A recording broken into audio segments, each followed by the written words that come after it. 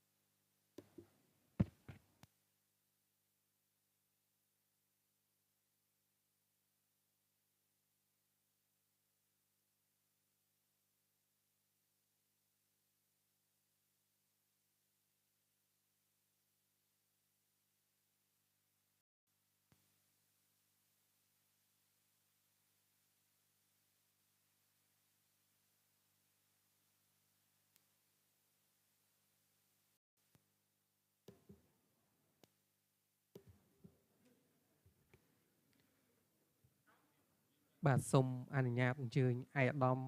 លោកទាវលោកស្រីតំណាងក្រសួងដែលអញ្ជើញមានវត្តមានអាចអញ្ជើញឡើងមកកាន់កៅអីពណ៌ក្រហមបន្ថែមទៀតបាទបើសិនជាមានសូមអញ្ជើញឡើងមកកាន់កៅអីពណ៌ក្រហមឯកឧត្តមលោកទាវតំណាងក្រសួងគណយុគឋានបាទបើមានសូមអញ្ជើញឡើងមកកាន់កៅអីពណ៌ក្រហម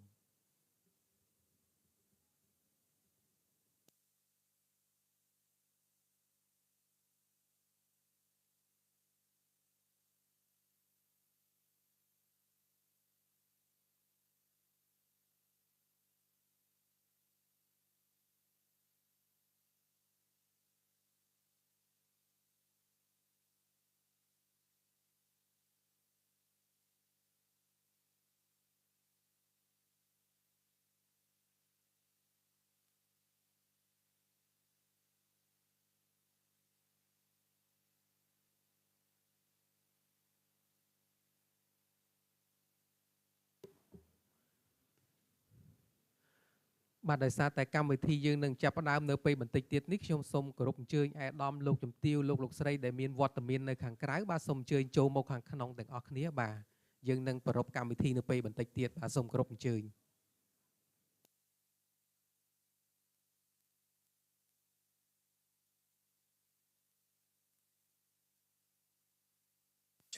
But we can't see anything. I know. Can you see it? Can you see it?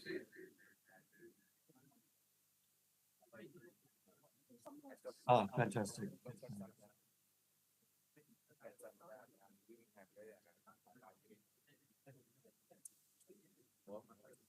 No, can't see anything.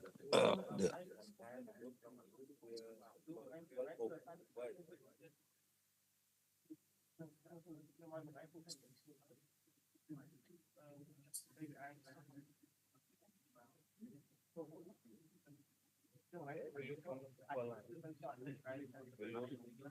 You still there, Tom?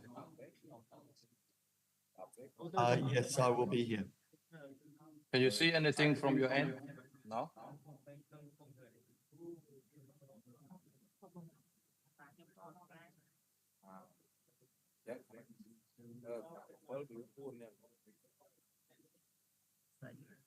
Tom, can you see anything from your end? Yes, you should be able to see on the beam screen. Oh yeah, I can see now. Okay, very good. Yes, so I'm in there now. That's the group, yeah?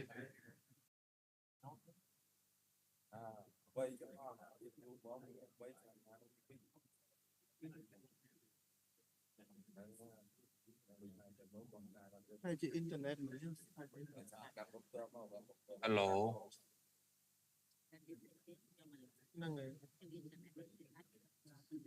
Hello, em đẹp xua bong khăn sọc mai lưu nhau mấy bong.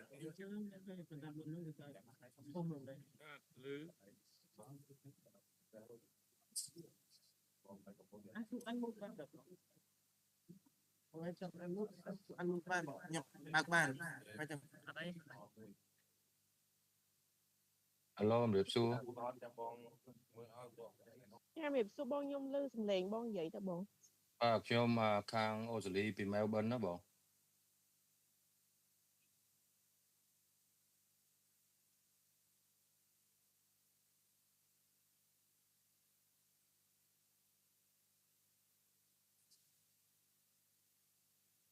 លឺលោកគ្រូលឺខ្ញុំស្រុកខ្មែរលឺលោកគ្រូ កុំហៅខ្ញុំលោកគ្រូខុសហើយខ្ញុំជាប្រធានសភាពាណិជ្ជកម្មតំណាងការិយាល័យនៅទីក្រុង Melbourne ទេ បាទអាឡូបាទដោយសារតែពេលវេលាយើងបានដល់ពេលវេលាចាប់ផ្ដើមហើយខ្ញុំបាទសូមគ្រប់នឹងអនុញ្ញាតចាប់ផ្ដើមកម្មវិធីបាទជាបឋមខ្ញុំសូមជម្រាបសួរខ្ញុំឈ្មោះឆាយពីទូខ្ញុំគឺជាមន្ត្រីកម្មវិធីជាន់ខ្ពស់របស់អង្គការវិទ្យាឋានតស៊ូមតិនិងគោលនយោបាយហៅកាត់ថា API បាទអញ្ចឹងនៅក្នុងថ្ងៃនេះផងដែរក៏សូម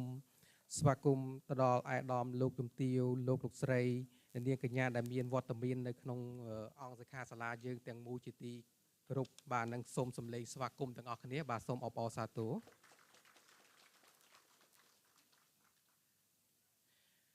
បាទនៅក្នុងកម្មវិធីសិក្ខាសាលារបស់យើងនៅក្នុងថ្ងៃនេះ គឺយើងមានវត្តមានដ៏ខ្ពង់ខ្ពស់ពីគណៈធិបតីដែលបានអញ្ជើញចូលរួមហើយក៏សូមស្វាគមន៍ទៅដល់ឯកឧត្តមសុសមុសិនដែលជាតំណាងប្រធានគណៈកម្មការកិច្ចការបរទេសនិងសហប្រតិបត្តិការអន្តរជាតិនិងព័ត៌មាននៃរដ្ឋសភាបាទសូមគោរពនិងសូមស្វាគមន៍បាទសូមគោរពដល់ឯកឧត្តមនាងម៉ៅរដ្ឋលេខាធិការក្រសួងទេសចរបាទសូមស្វាគមន៍ក៏សូមគោរពដល់ឯកឧត្តមសុកសូកានរដ្ឋលេខាធិការក្រសួងដែនដីនគររូបនីយកម្មបាទសូមស្វាគមន៍សូមគោរពដល់ឯកឧត្តមម៉ាអូនម៉ាអូណាតអនុប្រធានលេខាធិការដ្ឋានគួរជអបនិងជានាយកដ្ឋាននាយកគណនេយ្យភាពសង្គមបាទសូមគោរពលោកជំទាវខុនរចនាបាទតំណាងបាទក្រសួងអប់រំសូមគោរពដល់ឯកឧត្តមហុកខៀវបាទប្រធាននាយកដ្ឋាននីតិកម្មនិងអគ្គនាយកដ្ឋានរដ្ឋបាលហិរញ្ញវត្ថុក្រសួងសុខាភិបាលនិងក៏សូមស្វាគមន៍ដល់ឯកឧត្តមលោកជំទាវលោកស្រីភ្ញៀវកិត្តិយសជាតិនិងអន្តរជាតិដែលមានវត្តមាននៅទីនេះទាំងអស់គ្នាហើយសមាជិកចូលរួមនៅក្នុងថ្ងៃនេះគឺយើងមានមកពីសមាជិកនៃសភាគណៈកម្មការជំនាញសភាមានចំនួន10រូបមន្ត្រីរាជរដ្ឋាភិបាល48រូបរដ្ឋបាលថ្នាក់ក្រោមជាតិ12រូបដៃគូអភិវឌ្ឍ47រូបអង្គការសង្គមស៊ីវិល18រូបសាកលវិទ្យាល័យ21នាក់វិស័យឯកជន11នាក់ហើយនឹងមានយុវជនដែលគាត់ចូលរួមអនឡាញប្រមាណ50នាក់បាទអញ្ចឹងសរុបទៅចូលជាជាង200នាក់បាទសូមស្វាគមន៍ទាំងអស់គ្នាបាទអញ្ចឹងដើម្បីចាប់ផ្ដើមកម្មវិធីខ្ញុំបាទសូមគោរពដល់ឯកឧត្តមលោកជំទាវលោកស្រីទាំងអស់ដើម្បីក្រោកឈរឡើងគោរពភ្លេងជាតិនៃប្រជាជាតិកម្ពុជា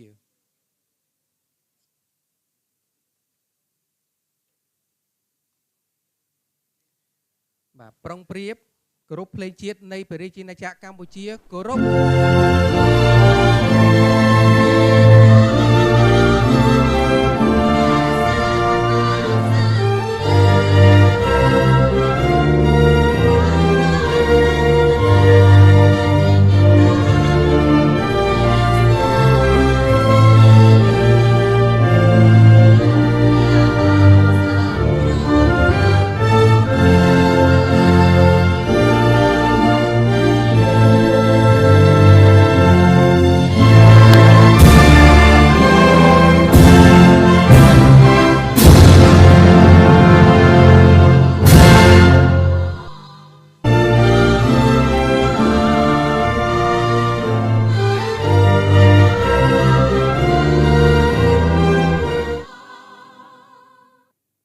សូមសម្រួលអេរិយាបថ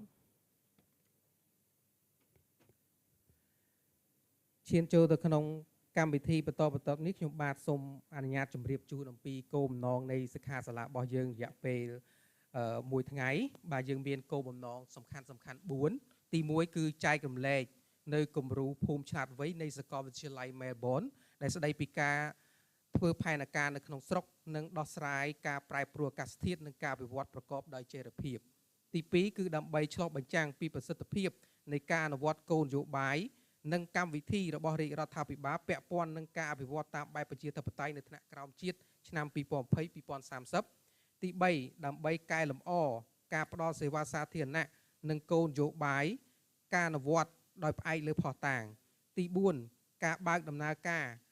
លទ្ធផលនៃការស្រាវជ្រាវរបស់អង្គការ API និងវេទិកា Digital លើការអប់រំបរិស្ថានថវិកាមូលដ្ឋានការរែងគៀបប្រាក់នៅក្នុងស្រុកការគៀកោការគ្រប់គ្រងនិងប្រព័ន្ធ M&E អនឡាញនៅក្នុងកម្មវិធីបន្តទៀតនេះខ្ញុំបាទសូមគោរពអនុញ្ញាតនិងស្វាគមន៍លោកឡាំសុជាតិដែលជានាយកប្រតិបត្តិរបស់អង្គការវិទ្យាស្ថានតស៊ូមតិនិងគោលនយោបាយហៅកាត់ថា API ដើម្បីមានមតិសម្ដែងសម្ដាននិងស្វាគមន៍បាទសូមគោរពអញ្ជើញ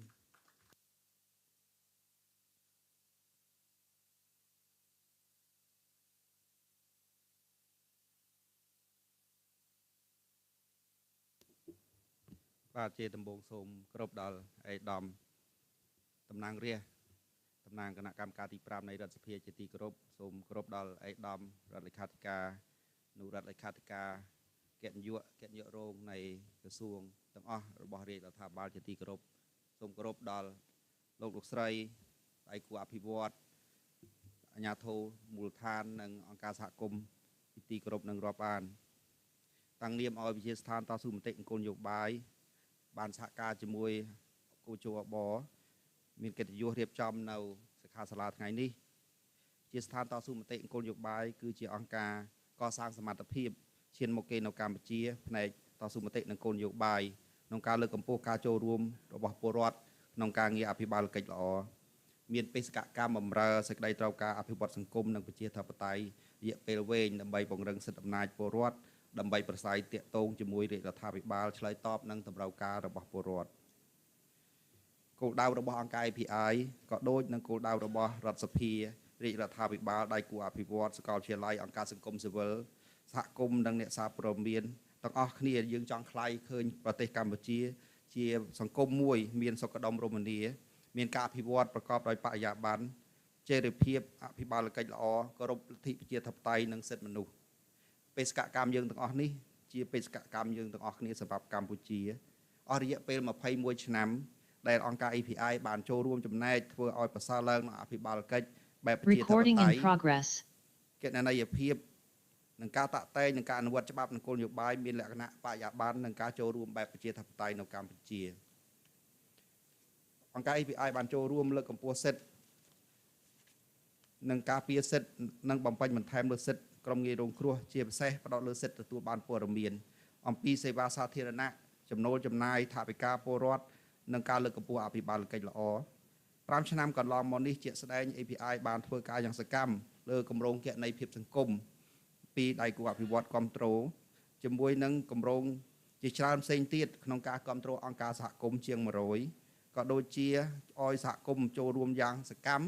ក្នុងការសម្រេចចិត្តរបស់រដ្ឋបាលថ្នាក់ក្រោមជាតិតាមរយៈអនុវត្តគម្រោងជាច្រើនដូចជាគម្រោងសកម្មភាពដើម្បីអភិវឌ្ឍដោយចីរភាពគម្រោងគណនេយ្យភាពសង្គមគម្រោងកិច្ចគាំពារសង្គមគម្រោងច្រកចិញ្ចូលតែមួយគម្រោងកសាងសមត្ថភាពក្រុមប្រឹក្សាថ្នាក់ក្រោមជាតិជាដើមឡើយដោយមានការជំនួយពីសហភាពអឺរ៉ុប USAID អូស្ត្រាលី Oxfam Bread for the World DCA Care FAI និងអង្គដៃគូផ្សេងៗជាច្រើនថែមទៀតលើសពីនេះក្រោយពី COVID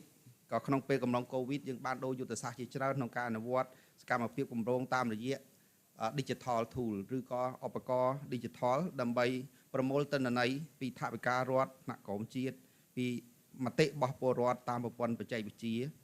ថែមទាំងកសាងសមត្ថភាពពលរដ្ឋតាមប្រព័ន្ធបច្ចេកវិទ្យានិងប្រមូលមតិជាច្រើន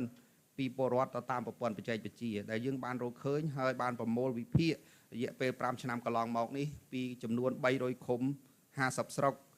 រយៈពេល5ឆ្នាំកន្លងមកនេះហើយយើងថ្ងៃនេះជាថ្ងៃដែលយើងបង្ហាញជូននៅ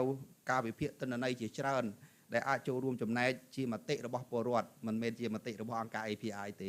គឺជាមតិរបស់ពលរដ្ឋដើម្បីបង្ហាញឆ្លុះបញ្ចាំងពីប្រសិទ្ធភាពនៃការអភិវឌ្ឍថ្នាក់ក្រោមជាតិបែបប្រជាធិបតេយ្យថាយើងបានល្អស្អីខ្លះថាយើងមានខ្វះខាតអីខ្លះដែលយើងត្រូវរួមគ្នាកែលម្អដើម្បីឲ្យមានអភិបាលកិច្ចល្អថ្មីនេះ API ក៏មានគម្រោងបន្ថែមមួយចំនួនផងដែរដូចជាអប់រំបរិស្ថានដល់យុវជនអប់រំបម្រែបម្រួលអាកាសធាតុនិងបរិស្ថានដល់យុវជននៅក្នុងសាកលវិទ្យាល័យនិងវិទ្យាល័យ100ដែលគ្រប់គ្រងពីសហភាពអឺរ៉ុបនៅក្នុងអាស៊ាននៅក្នុងប្រទេសកម្ពុជាយើងមានចំនួន100សាកលវិទ្យាល័យនិងវិទ្យាល័យដែលយើងសូមស្វាគមន៍សាកលវិទ្យាល័យនិងវិទ្យាល័យក្នុងការសហការជាក់ស្ដែងយើងមានសាកលវិទ្យាល័យ Melbourne នៅប្រទេសអូស្ត្រាលីជាផ្នែក lab ដែលគេបានធ្វើការសិក្សាស្រាវជ្រាវដោយជោគជ័យនៅប្រទេសឥណ្ឌាអំពីភូមិឆ្លាតវៃគំរូភូមិឆ្លាតវៃដែលមានបម្រែឆ្លើយតបនឹងការអភិវឌ្ឍមានចីរភាពនិងបម្រែបម្រួលអាកាសធាតុផងដែរយើងបានសហការជាមួយសាកលវិទ្យាល័យ Melbourne ក្នុងការចែករំលែកនៅគំរូថ្មីមួយដែលពិភពលោកអាចថាថ្មីខ្ញុំក៏បានទៅទស្សនកិច្ចសិក្សារយៈពេល10ថ្ងៃនៅប្រទេសអូស្ត្រាលីនៅសាកលវិទ្យាល័យ Melbourne គេបានបង្ហាញឃើញខ្ញុំបានចាប់អារម្មណ៍យ៉ាងខ្លាំងថាគំរូនេះគួរតែមកចែករំលែកមកដល់ថ្នាក់ដឹកនាំសង្គមស៊ីវិលក៏ដូចជាដៃគូអភិវឌ្ឍនិងរាជរដ្ឋាភិបាលដូច្នេះហើយកំណត់រួចផ្ដើមនេះយើងបានបន្តសហការជាមួយសាកលវិទ្យាល័យ Melbourne ក៏ដូចជាសភាពាណិជ្ជកម្មកម្ពុជានិង Melbourne នៅប្រទេសអូស្ត្រាលីក៏ដូចជាសភាពាណិជ្ជកម្មរបស់អូស្ត្រាលីនៅទីក្រុងជីឡុងនៃរដ្ឋ Victoria ថ្ងៃនេះមានកិត្តិយសដែលសភាពាណិជ្ជកម្មអូស្ត្រាលីកម្ពុជាដែលបានចូលរួមអនឡាញសូមស្វាគមន៍ផងដែរខ្ញុំមើលមិនឃើញបានតាមអនឡាញយើងបានជួបគ្នានៅអូស្ត្រាលីថ្ងៃនេះមានកិត្តិយសដែលមានសាស្ត្រាចារ្យល្បីៗកម្រិតពិភពលោក បានចូលរួមផងដែរក៏ដូចជាសមាគមកម្ពុជាសភានិងសមាគមអូស្ត្រាលីពីសភាពាណិជ្ជកម្មអូស្ត្រាលីថ្ងៃនេះដោយ MC បានបង្ហាញហើយគឺយើងមកព្រឹកនេះគឺយើងចែករំលែកគំរូថ្មីនៃដែលជាសាស្ត្រាចារ្យល្បីកម្រិតពិភពលោកនៅសាកលមែលប៊នជាសាកលវិទ្យាល័យលេខ1នៅប្រទេសអូស្ត្រាលីគាត់បានមានវិភាគការស្រាវជ្រាវភូមិឆ្លាតវៃមកព្រឹកនេះយើងលក្ខណៈអនឡាញ2ភាសាអញ្ចឹងសូមអធិស្ឋានបើសិនជាមានការបកប្រែឬក៏ការបដិញមិនទាន់ឬក៏ការឆ្លើយឆ្លងថ្ងៃនេះមានអនឡាញមកព្រឹកនេះអញ្ចឹងអៃដាមលោកជំទាវអាចមាន earphone បាទហើយល្ងាចយើងនឹងមានការបង្ហាញលទ្ធផលជាច្រើនការបត់បង្ហាញលទ្ធផលស្រាវជ្រាវរហូតដល់5 6ហើយនឹង digital platform ជាច្រើន5 6 digital platform ដែលនឹងប្រកាសឲ្យប្រើប្រាស់ API នឹងបន្តរយៈពេល5ឆ្នាំទៅមុខក្នុងផែនការយុទ្ធសាស្ត្រថ្មីនឹងបន្តនៅដដែលនៅអ្វីដែលយើងនឹងចូលរួមចំណែកកន្លងមកគឺពង្រឹងអភិបាលកិច្ចល្អប្រជាធិបតេយ្យគណនេយ្យភាពនិងការតាក់តែងអនុវត្តច្បាប់គោលនយោបាយនៅកម្ពុជាឲ្យកាន់តែមានបរិយាបន្នចូលរួមសកម្មពីពលរដ្ឋលើកកម្ពស់សិទ្ធិមនុស្សជាពិសេសផ្ដោតលើសិទ្ធិទទួលព័ត៌មានសិទ្ធិសង្គមគិច្ចទទួលបានសេវាសាធារណៈដោយគុណភាពការចំណូលចំណាយរបស់រដ្ឋាភិបាលមានតម្លាភាពនិងលើកកម្ពស់អភិបាលកិច្ចល្អតែអ្វីដែលថ្មីគឺយើងនឹងមានសេវាកម្មប្រឹក្សាយោបល់ថ្មីថែមទៀតដែលអង្គការ API បានចុះបញ្ជីស្របច្បាប់ផ្លូវការជាមួយរដ្ឋាភិបាលដើម្បីបង្កើតនៅកម្មវិធីថ្មីមួយទៀតគឺសេវាកម្មប្រឹក្សាយោបល់ក្នុងការវិយតម្លៃសិក្សាស្រាវជ្រាវនិងកសាងសមត្ថភាពជូនទៅដល់រដ្ឋាភិបាលវិស័យឯកជននិងដៃគូអភិវឌ្ឍក្នុងនាមជាអ្នកផ្ដល់សេវាកម្មនេះជាគម្រោងថ្មីហើយយើងសង្ឃឹមថាឯកឧត្តមលោកជំទាវលោកស្រីតំណាងរដ្ឋសភារដ្ឋាភិបាលដៃគូអភិវឌ្ឍអង្គការសង្គមស៊ីវិលសាកលវិទ្យាល័យសហគមន៍និងអ្នកសារព័ត៌មានយើងទាំងអស់គ្នា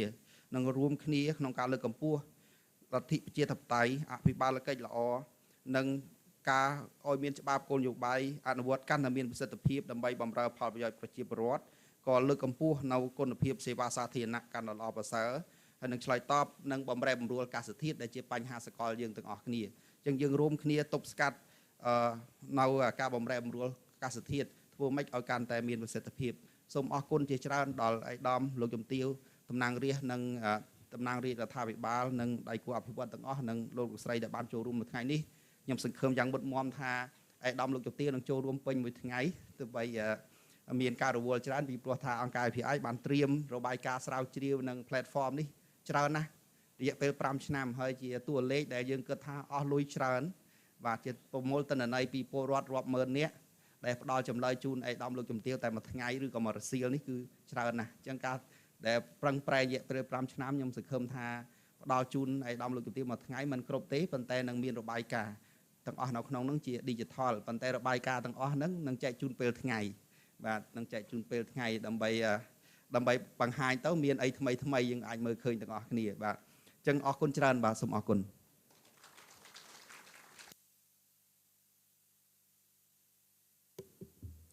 បាទសូមថ្លែងអំណរគុណដល់លោកឡាំសុជាតិដែលជានាយកប្រតិបត្តិរបស់អង្គការ API ជាកិច្ចបន្តខ្ញុំបាទសូមគោរពអនុញ្ញាតអាយដាមម៉ាអ៊ុនម៉ាអូណាតអនុប្រធានលេខាធិការដ្ឋានគោជអបនិងជានាយកគម្រោងគណនេយ្យភាពសង្គមតំណាងឲ្យគោជអបដើម្បីមានសន្ទរកថាបើកកម្មវិធីបាទសូមគោរពសូមអញ្ជើញ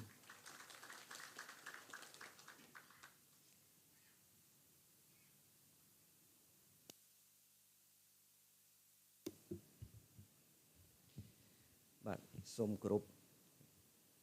អាយដាមសុខមូសិនសមាជិករដ្ឋសភាជាតិនិងជាតំណាងគណៈកម្មការទី5អាយដាមរដ្ឋលេខាធិការអាយដាមលោកជំទាវរដ្ឋលេខាធិការអនុរដ្ឋលេខាធិការដំអគ្គនាយកអាយដាមលោកជំទាវតំណាងក្រសួងស្ថាប័នជាទីគោរពអាយដាមលោកជំទាវលោកស្រីតំណាងដៃគូអភិវឌ្ឍលោកបណ្ឌិតសាស្ត្រាចារ្យសាកលវិទ្យាល័យ Melbourne លោកឡាំសុជាតិនាយកប្រតិបត្តិអង្គការវិទ្យាស្ថានតស៊ូមតិនិងគោលនយោបាយ API លោកស្រីប្រធានក្រុមប្រឹក្សាក្រុងស្រុកខណ្ឌលោកស្រីតំណាងអង្គការសង្គមស៊ីវិលអាយដាមលោកជំទាវលោកស្រីទាំងអស់ដែលចូលរួមដោយផ្ទាល់នៅទីនេះ និងចូលរួមតាមពីចម្ងាយតាមប្រព័ន្ធអនឡាញជាទីគោរពរាប់អានក្នុងនាមថ្នាក់ដឹកនាំលេខាធិការកោជអបនិងក្នុងនាមរូបខ្ញុំផ្ទាល់ខ្ញុំមានសេចក្តីសោមនស្សរីករាយដែលបានចូលរួមក្នុងពិធីបើកសិក្ខាសាលាផ្សព្វផ្សាយរបាយការណ៍ស្រាវជ្រាវនិងឧបករណ៍ Digital ក្នុងការលើកកម្ពស់អបាលកិច្ចល្អគណនេយ្យភាពសង្គមនិងភូមិឆ្លាតវៃនាពេលនេះខ្ញុំសូមស្វាគមន៍ចំពោះវត្តមានដ៏ដងដំរបស់ឯកឧត្តមតំណាងសមាជិករដ្ឋសភាជាតិនិងសូមស្វាគមន៍ឯកឧត្តមលោកជំទាវលោកស្រីតំណាងក្រសួងស្ថាប័នដៃគូអភិវឌ្ឍក្រុមប្រឹក្សាក្រុងស្រុកខណ្ឌអង្គការសង្គមស៊ីវិលព្រមទាំងសូមថ្លែងអំណរគុណដល់អង្គការវិជាស្ថានតស៊ូមតិនិងគោលនយោបាយ API ដែលបានផ្ដួចផ្ដើមគំនិតក្នុងការសិក្សាស្រាវជ្រាវនិងរៀបចំជារបាយការណ៍នានាក្នុងគោលបំណងចែករំលែកអំពីគំរូភូមិឆ្លាតវៃស្ដីពីការធ្វើផែនការថ្នាក់មូលដ្ឋានដោះស្រាយការប្រែប្រួលអាកាសធាតុនិងការអភិវឌ្ឍប្រកបដោយចីរភាពរបស់សាកលវិទ្យាល័យ Melbourne ព្រមទាំងឆ្លុះបញ្ចាំងពីប្រសិទ្ធភាពនៃការអនុវត្តគោលនយោបាយនិងកម្មវិធីកំណែទម្រង់វិមជ្ឈការនិងវិសហមជ្ឈការរបស់រាជរដ្ឋាភិបាលកម្ពុជាក៏ដូចជាផ្សព្វផ្សាយអំពីរបាយការណ៍ដែលទាញចេញពីឧបករណ៍ Digital ពាក់ព័ន្ធនឹងការងារគណនេយ្យភាពសង្គមការអប់រំបរិស្ថាននិងថវិកាមូលដ្ឋានខ្ញុំសូមវាយតម្លៃខ្ពស់ចំពោះការខិតខំប្រឹងប្រែងរបស់ឯកឧត្តមលោកជំទាវលោកស្រីទាំងអស់ដែលបានគាំទ្រនិងចូលរួមក្នុងការអនុវត្តកម្មវិធីកំណែទម្រង់វិមជ្ឈការនិងវិសហមជ្ឈការនិងកំណែទម្រង់ពាក់ព័ន្ធនានាក៏ដូចជាការងារគណនេយ្យភាពសង្គមដើម្បីលើកកម្ពស់អបាលកិច្ចនៅក្នុងប្រទេសកម្ពុជាធានាដល់ការជំរុញនិងការអភិវឌ្ឍសេដ្ឋកិច្ចនិងសង្គមកិច្ចនិងសន្តិសុខជាតិដើម្បីផលប្រយោជន៍រួមរបស់ប្រជាពលរដ្ឋជាពិសេសក្រុមជនងាយរងគ្រោះនានាឯកឧត្តមលោកជំទាវលោកស្រីការជំរុញនិងការលើកកម្ពស់អភិបាលកិច្ចល្អគឺជាកិច្ចការដែលរាជរដ្ឋាភិបាលបានយកចិត្តទុកដាក់ខ្ពស់បន្ទាប់ពីទទួលបានសន្តិភាពស្ថិរភាពនយោបាយឯកភាពជាតិនិងឯកភាពទឹកដីពេញលេញតាមរយៈការអនុវត្តនយោបាយឈ្នះឈ្នះនាចុងទសវត្សរ៍ទី90ដែលបានកំណត់យកកំណែទម្រង់អភិបាលកិច្ចធ្វើជាស្នូលនៃយុទ្ធសាស្ត្រចតុកោណតាមដំណាក់កាលទី1ទី2ទី3និងទី4ព្រមទាំងយុទ្ធសាស្ត្របញ្ញកោណដំណាក់កាលទី1តាមអាណត្តិនីមួយៗសម្រាប់ធ្វើជាមូលដ្ឋានក្នុងការជំរុញការអនុវត្តកំណែទម្រង់តាមវិស័យសំខាន់នានាដើម្បីធានាដល់ការបន្តរក្សាសន្តិភាពស្ថិរភាពនយោបាយនិងការជំរុញការអភិវឌ្ឍសេដ្ឋកិច្ចនិងសង្គមប្រកបដោយបរិយាបន្នសមធម៌សង្គមនិងចីរភាពកម្មវិធីកំណែទម្រង់វិមជ្ឈការនិងវិសហមជ្ឈការឬហៅម្យ៉ាងទៀតថាកំណែទម្រង់តាមការអភិវឌ្ឍតាមបែបប្រជាធិបតេយ្យនៅថ្នាក់ក្រោមជាតិគឺជាកំណែទម្រង់ផ្នែកអបាលកិច្ចដ៏មានសារៈសំខាន់មួយក្នុងចំណោមកំណែទម្រង់សំខាន់នានារបស់រាជរដ្ឋាភិបាលកម្ពុជាដោយផ្ដោតលើការរៀបចំឡើងវិញនៅរចនាសម្ព័ន្ធប្រព័ន្ធគ្រប់គ្រងរដ្ឋបាលថ្នាក់ក្រោមជាតិឈលលើគោលការណ៍គន្លឹះនានានៃអភិបាលកិច្ចល្អគឺគណនេយ្យភាពតម្លាភាពប្រសិទ្ធភាពការចូលរួមការឆ្លើយតបការលើកកម្ពស់បរិយាបន្ននិងសមធម៌សង្គមគោលបំណងដ៏ទូលំទូលាយនៃកំណែទម្រង់នេះគឺការបង្កើននូវវប្បធម៌ប្រជាធិបតេយ្យនៅមូលដ្ឋានដោយមានការចូលរួមពីប្រជាពលរដ្ឋការលើកកម្ពស់គុណភាពសេវាសាធារណៈនិងការអភិវឌ្ឍសេដ្ឋកិច្ចនៅមូលដ្ឋានដែលឆ្លើយតបទៅនឹងតម្រូវការជាក់ស្ដែងរបស់ប្រជាពលរដ្ឋដើម្បីលើកស្ទួយគុណភាពនៃជីវិតរបស់ប្រជាពលរដ្ឋនិងចូលរួមកាត់បន្ថយភាពក្រីក្រប្រកបដោយប្រសិទ្ធភាពជារួមកំណែទម្រង់នៃការអភិវឌ្ឍតាមបែបប្រជាធិបតេយ្យនៅថ្នាក់ក្រោមជាតិគឺជាកំណែទម្រង់ដែលមានផលប៉ះពាល់ដោយផ្ទាល់ទៅនឹងជីវភាពរស់នៅប្រចាំថ្ងៃរបស់ប្រជាពលរដ្ឋកម្មវិធីកំណែទម្រង់ការអភិវឌ្ឍតាមបែបប្រជាធិបតេយ្យនៅថ្នាក់ក្រោមជាតិបានចាប់ផ្ដើមក្នុងដំណាក់កាលដំបូងជាប្រវត្តិសាស្ត្រតាមរយៈការបោះឆ្នោតជ្រើសរើសក្រុមប្រឹក្សាឃុំសង្កាត់ទូទាំងប្រទេសនិងការដាក់ឲ្យដំណើរការនៅប្រព័ន្ធគ្រប់គ្រងតាមបែប វិមជ្ឈការនៅថ្នាក់ឃុំសង្កាត់នាឆ្នាំ2002ស្របតាមច្បាប់ស្តីពីការបោះឆ្នោតជ្រើសរើសក្រុមប្រឹក្សាឃុំសង្កាត់និងច្បាប់ស្តីពីការគ្រប់គ្រងរដ្ឋបាលឃុំសង្កាត់ផ្អែកតាមបទពិសោធន៍និងភាពជោគជ័យនៃការអនុវត្តកំណែតម្រង់នៅថ្នាក់ឃុំសង្កាត់រាជរដ្ឋាភិបាលបានពង្រីកវិសាលភាពនៃកំណែតម្រង់នេះទៅគ្រប់រដ្ឋបាលថ្នាក់ក្រោមតាមរយៈថ្នាក់ក្រោមជាតិតាមរយៈការបោះឆ្នោតអសកលជ្រើសរើសក្រុមប្រឹក្សារាជធានីខេត្តក្រុងស្រុកខណ្ឌទូទាំងប្រទេសនិងការដាក់ឲ្យដំណើរការនៅប្រព័ន្ធគ្រប់គ្រងរដ្ឋបាលថ្នាក់ក្រោមជាតិតាមបែបវិមជ្ឈការនិងវិសាមញ្ញការនាឆ្នាំ2009 ស្របតាមច្បាប់នៃការបោះឆ្នោតជ្រើសរើសក្រុមប្រឹក្សារាជធានីខេត្តក្រុងស្រុកខណ្ឌនិងច្បាប់ស្តីពីការគ្រប់គ្រងរដ្ឋបាលរាជធានីខេត្តក្រុងស្រុកខណ្ឌការពង្រីកនិងការពង្រឹងកម្មវិធីកំណែតម្រង់ការអភិវឌ្ឍតាមបែបប្រជាធិបតេយ្យនៅថ្នាក់ក្រោមជាតិក្នុងដំណាក់កាលនេះគឺមានវិសាលភាពកាន់តែទូលំទូលាយពាក់ព័ន្ធគ្រប់ក្រសួងស្ថាប័នទាំងនៅថ្នាក់ជាតិនិងថ្នាក់ក្រោមជាតិនិងមានលក្ខណៈសាមញ្ញស្មុគស្មាញដោយសារការធ្វើកំណែតម្រង់នេះចាំបាច់តម្រូវឲ្យមានការធ្វើវិមជ្ឈការទាំងផ្នែកនយោបាយផ្នែករដ្ឋបាលផងនិងការធ្វើវិមជ្ឈការផ្នែកហិរញ្ញវត្ថុផងដែលទាមទារឲ្យរាជរដ្ឋាភិបាលទៅរៀបចំនិងដាក់ឲ្យអនុវត្តនៅកម្មវិធីជាតិដំណាក់កាលទី1ឆ្នាំ2010-2020និងដំណាក់កាលទី2ឆ្នាំ2021-2030ដើម្បីផ្ដល់ជាផែនទីបង្ហាញផ្លូវសម្រាប់ការអនុវត្តច្បាប់រៀបចំអង្គការពាក់ព័ន្ធទៅនឹងការគ្រប់គ្រងរដ្ឋបាលថ្នាក់ក្រោមជាតិឯកឧត្តមលោកជំទាវលោកស្រីឆ្លៀតក្នុងឱកាសនេះខ្ញុំសូមគូសបញ្ជាក់ជូនឯកឧត្តមលោកជំទាវលោកស្រីមេត្តាជ្រាបថាកំណែតម្រង់វិមជ្ឈការនិងវិសាមញ្ញការ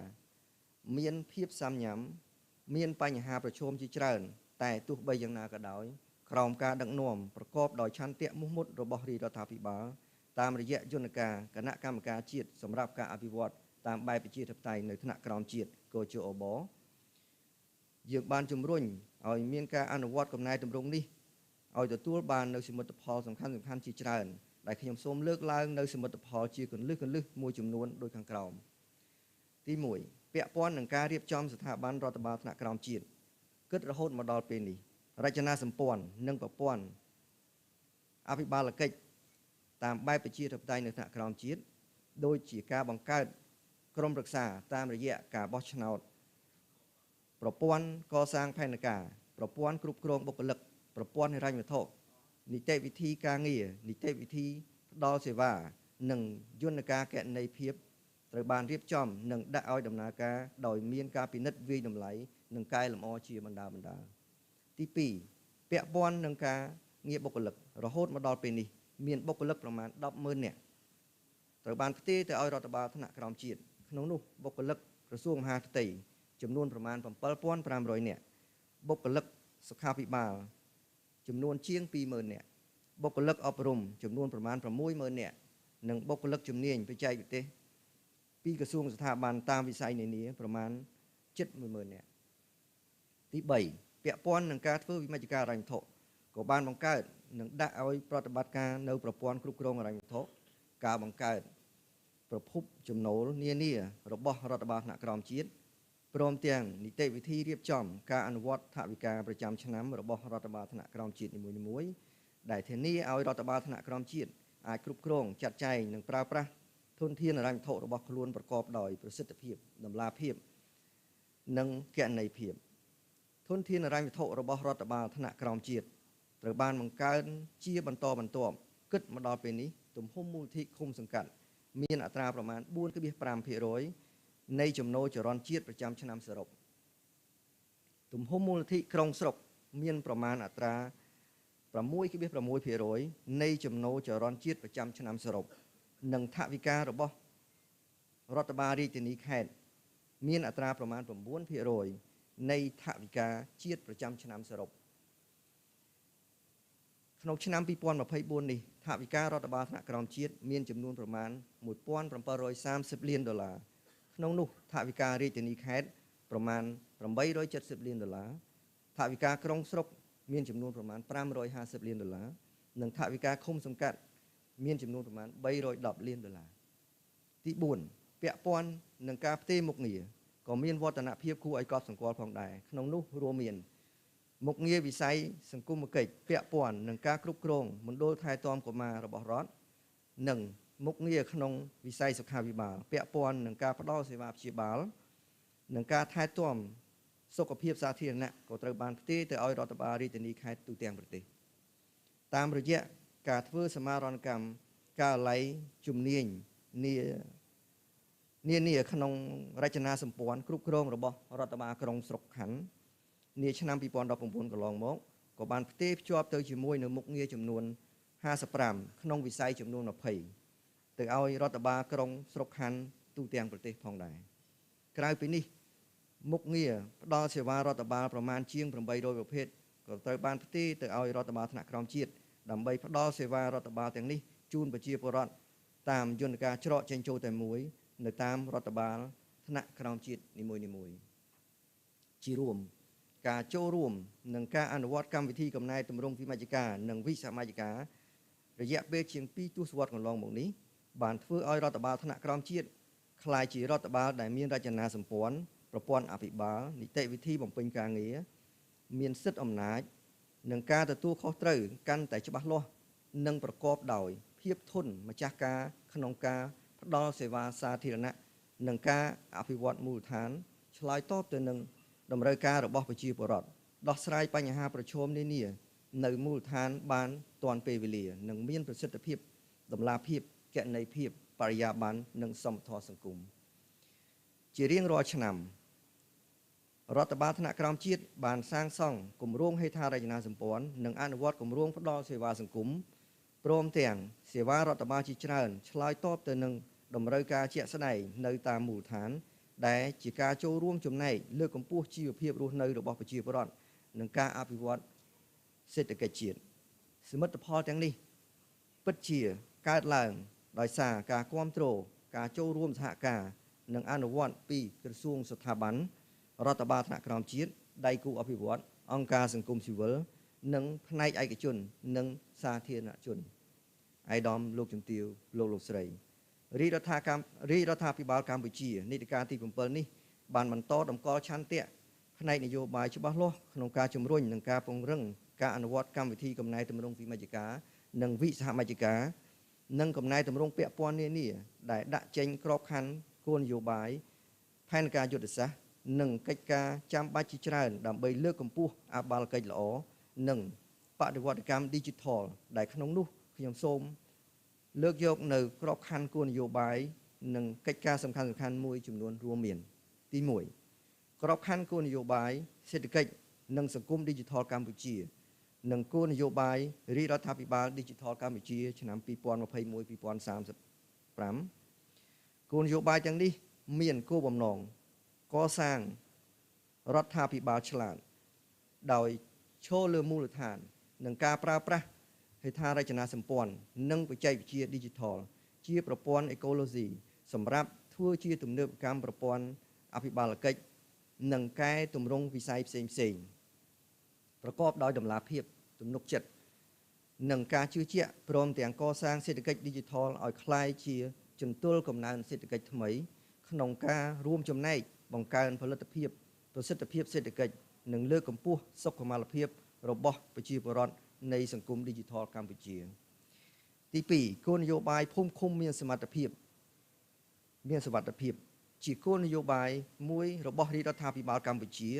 ដោយផ្ដោតលើការលើកកម្ពស់ការផ្ដល់សេវាសាធារណៈពង្រឹងសន្តិសុខសណ្ដាប់ធ្នាប់សង្គមនិងលើកកម្ពស់អនាម័យបរិស្ថាន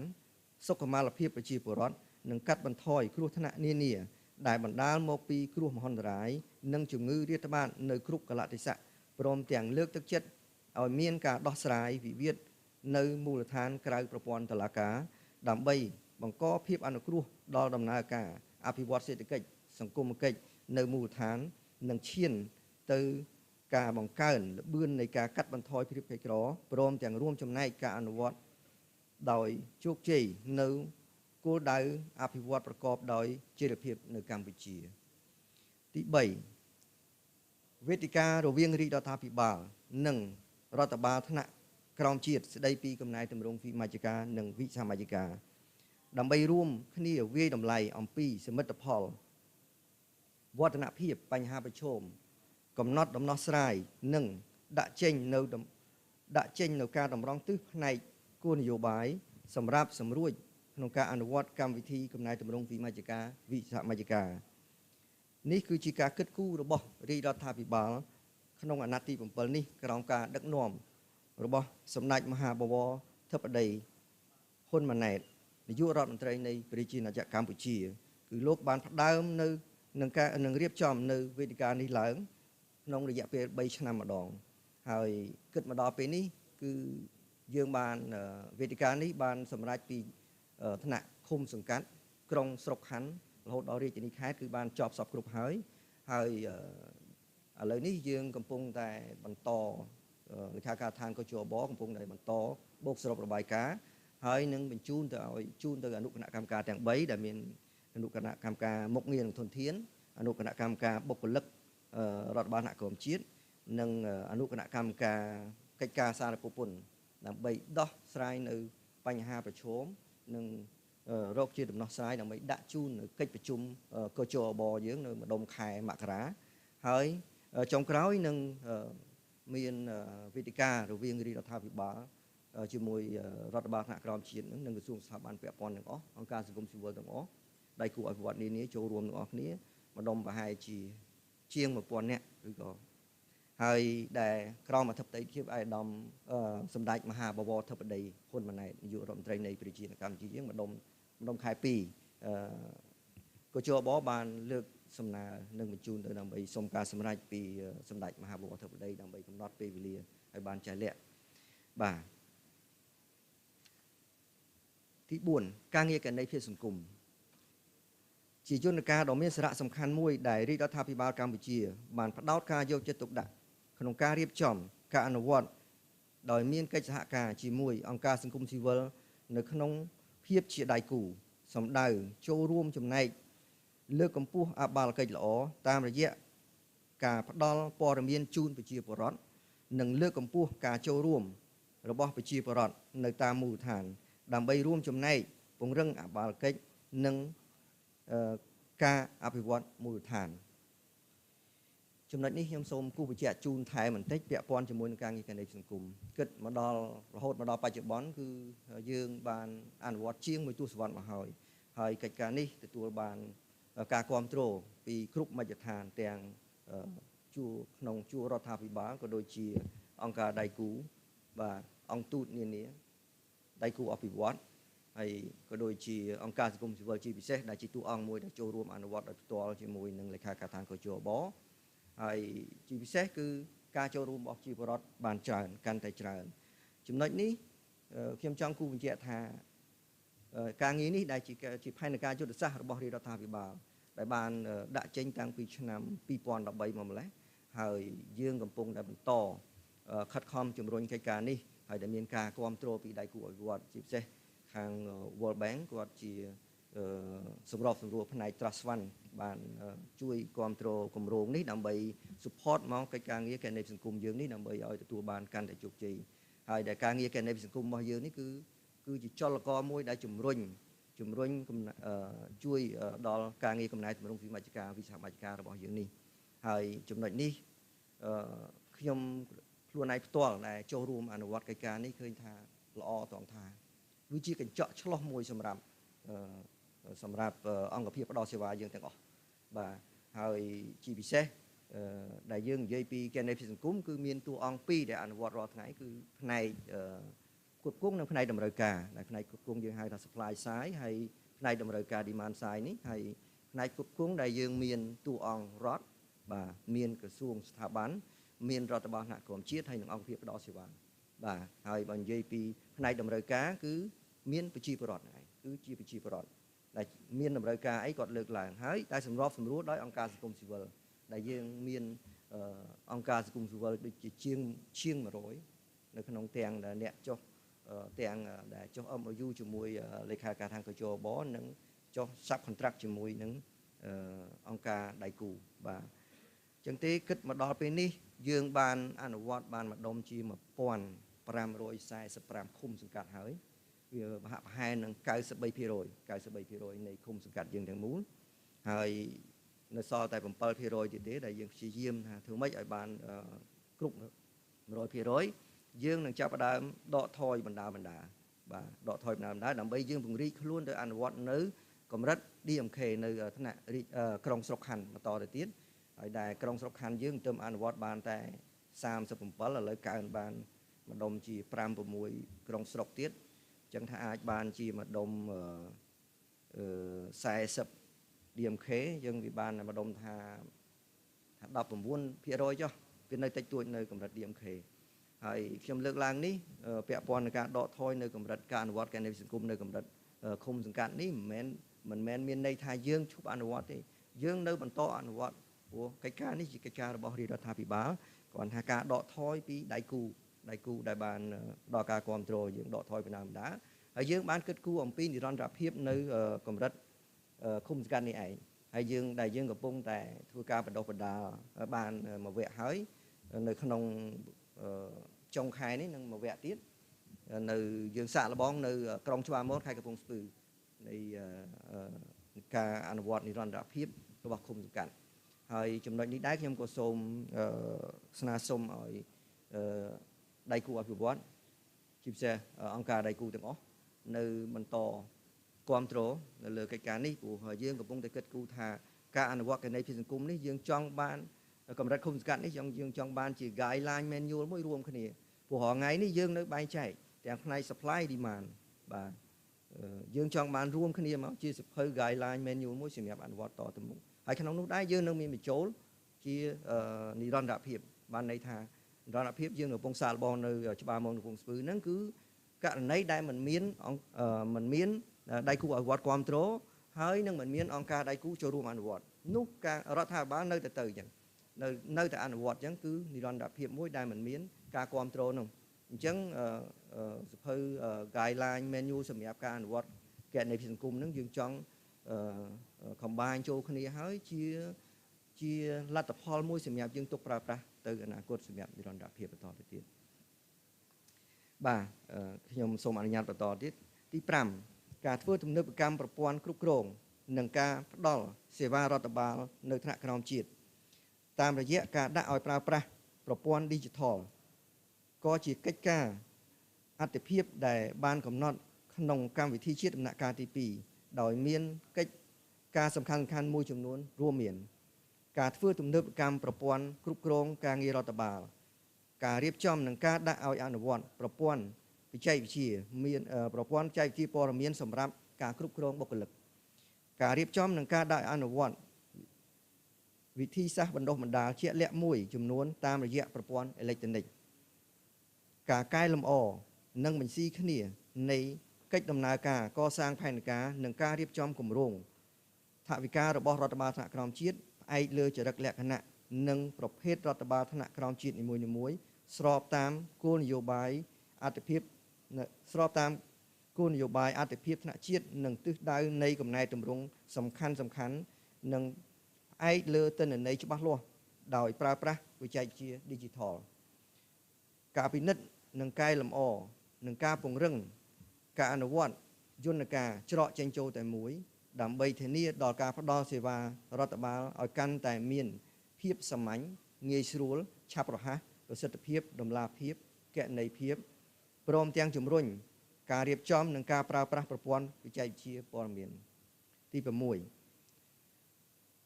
ការអភិវឌ្ឍក្រុងឆ្លាតវៃសម្រាប់រដ្ឋបាលថ្នាក់ក្រោមជាតិដើម្បីធានាថាសុខុមាលភាពនិងគុណភាពជីវិតរបស់ប្រជាពលរដ្ឋមានភាពល្អប្រសើរឡើងមានកំណើនសេដ្ឋកិច្ចមានការអភិវឌ្ឍប្រកបដោយចីរភាពភាពធន់និងបរិយាបន្នក្នុងន័យនេះក្របខ័ណ្ឌគោលនយោបាយនិងកិច្ចការសំខាន់ដែលបានរៀបចំខាងលើពិតជារួមចំណែកសម្រាប់ឲ្យបាននៅចក្ខុវិស័យកម្មវិធីជាតិសម្រាប់ការអភិវឌ្ឍតាមបែបប្រជាធិបតេយ្យនៅថ្នាក់ក្រោមជាតិដំណាក់កាលទី2គឺប្រជាពលរដ្ឋទទួលបាននៅសេវាសាធារណៈនិងផលប្រយោជន៍ពីការអភិវឌ្ឍមូលដ្ឋានដែលផ្ដល់ដោយរដ្ឋបាលថ្នាក់ក្រោមជាតិប្រកបដោយបរិយាបន្ននិងសមធម៌សង្គមដែលរួមចំណែកសម្រាប់ឲ្យបាននៅគោលបំណងដ៏ទូលំទូលាយក្នុងការអភិវឌ្ឍសេដ្ឋកិច្ចសង្គមជាតិ នឹងប្រែក្លាយប្រទេសកម្ពុជាឲ្យក្លាយជាប្រទេសដែលមានចំណូលមធ្យមកម្រិតខ្ពស់នៅឆ្នាំ2030 អាយដាមលោកជំទាវលោកស្រីក្នុងនាមលេខាធិការឋានកជបនិងក្នុងនាមរូបខ្ញុំផ្ទាល់ខ្ញុំសូមស្នើដល់អាយដាម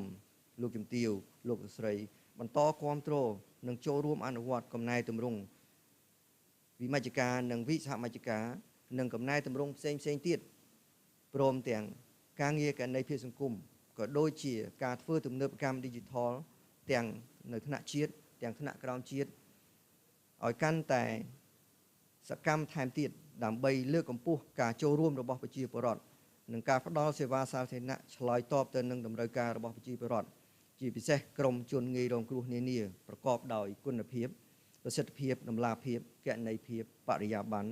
និងសមធម៌សង្គមសម្ដៅពង្រឹងអបាលកិច្ចនិងការអភិវឌ្ឍមូលដ្ឋានព្រមទាំងធានាសម្រាប់ឲ្យបាននៅចក្ខុវិស័យរបស់រាជរដ្ឋាភិបាលឆ្នាំ2030ក្នុងការប្រែក្លាយប្រទេសកម្ពុជាឲ្យក្លាយជាប្រទេសដែលមានចំណូលមធ្យមកម្រិតខ្ពស់និងឆ្នាំ2050ក្លាយជាប្រទេសដែលមានចំណូលខ្ពស់ខ្ញុំសូមបញ្ចប់សន្ទរកថារបស់ខ្ញុំត្រឹមប៉ុណ្ណេះនិងសូមគោរពជូនពរអាយដាមរដ្ឋខាធិការអាយដាមតំណាងរាស្ត្រអាយដាមលោកជំទាវលោកស្រី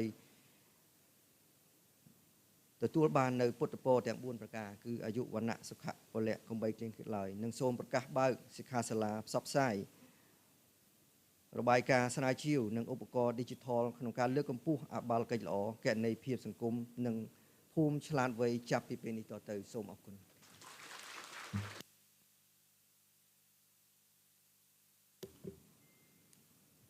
បាទអញ្ចឹងសូមថ្លែងអំណរគុណដល់អាយដាមម៉ៅនម៉ៅណាតជាអនុប្រធានលេខាធិការដ្ឋានគោជបនិងជានាយកគម្រោងគណនេយ្យភាពសង្គមបាទដែលបានថ្លែងសន្ទរកថានៅក្នុងកម្មវិធីបើកនៅក្នុងពេលព្រឹកនេះហើយឆ្លៀតនៅក្នុងឱកាសនេះដែរខ្ញុំបាទសូមអនុញ្ញាតលោកស្រីអាយដាមលោកជំទាវទាំងអស់ភ្ញៀវកិត្តិយសជាតិនិងអន្តរជាតិសម្រាប់កាហ្វេបាទ10នាទីបាទយើងនឹងចូលមកវិញនៅម៉ោង9:25នាទីបាទសូមគោរពអញ្ជើញ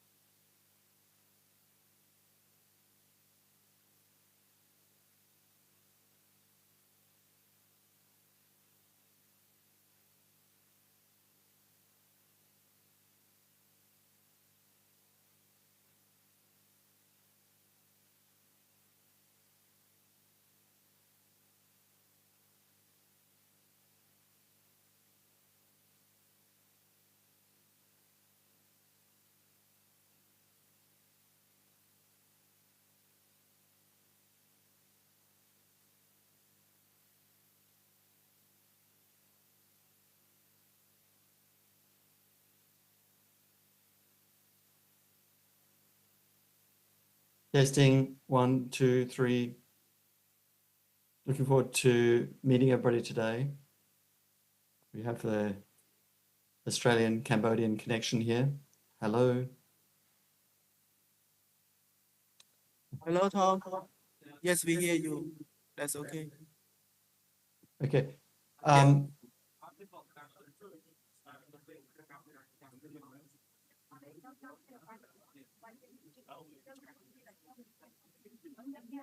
Can we do a sound check for Dr. Deloy also, please?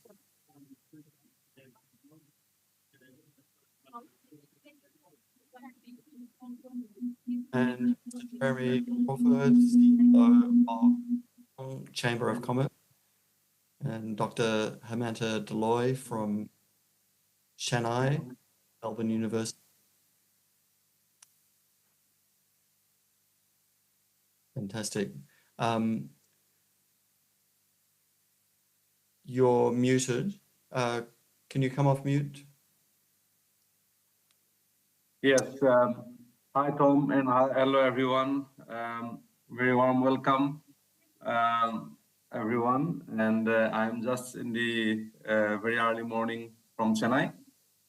Looking forward to speaking to you all. Fantastic. This is just a sound check. I don't know whether we're on green or not. And Jeremy, can we just do a sound check, please? Okay, in a meeting. No. That's fine. So that we okay for testing, right? All right, now it's okay, Tom. I can unmute now.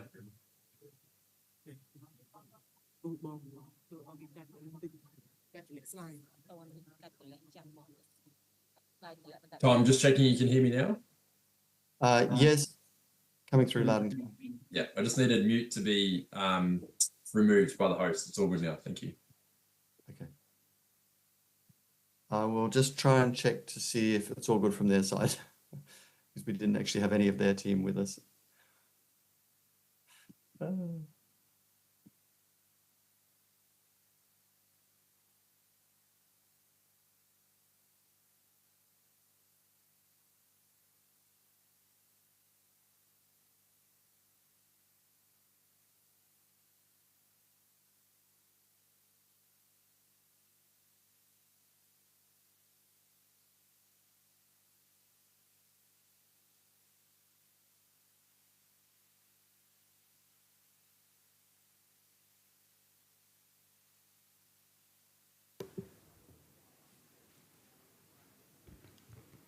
Bạn đại sa tại pe sầm rạ đọc nửa ti dương ban cần lòng phật tật hơi nhâm ba xôm group ảnh nhát ai đom lục nhâm tiêu lục lục sài niên cái nhà phi nhiêu chiết nâng phi nhiêu anh đã chiết từng đại miền vọt từ miền nơi càng cái ba xôm chơi châu một khung saoในអង្គសិក្ខាសាលាយើងវិញបាទសូមគ្រប់អញ្ជើញ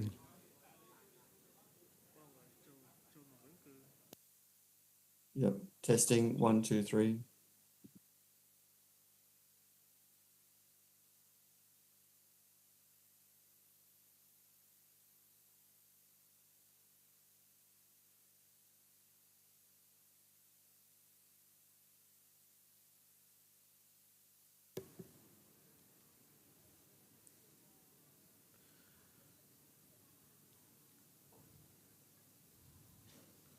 Bạn đại sa tại pe sầm rạ đọc nửa ti dương ban cần lòng phật hơi ba nhâmសូមគ្រប់អនុញ្ញាតឯកឧត្តមលោកជំទាវលោកលោកស្រីនាងកញ្ញាភ្ញៀវជាតិនិងភ្ញៀវអន្តរជាតិទាំងអស់បាទអញ្ជើញចូលមកក្នុងសាលវិញដើម្បីយើងនឹងបន្តកម្មវិធីនៅពេលបន្តិចទៀតនេះបាទសូមគ្រប់អញ្ជើញ Okay.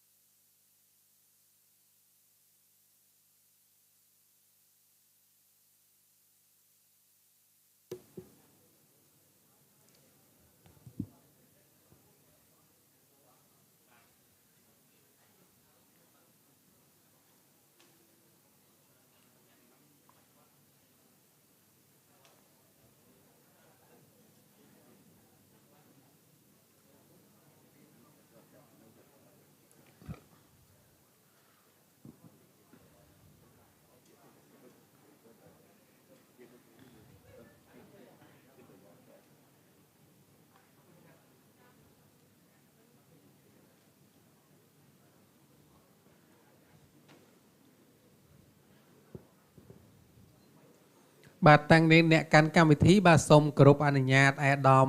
លោកជំទាវលោកស្រីនាងកញ្ញាទាំងអស់បាទដែលមានវត្តមាននៅខាងក្រៅបាទសូមអញ្ជើញចូលមកក្នុងសាលនៃអង្គសិក្ខាសាលាយើងវិញបាទសូមគោរពអញ្ជើញបាទ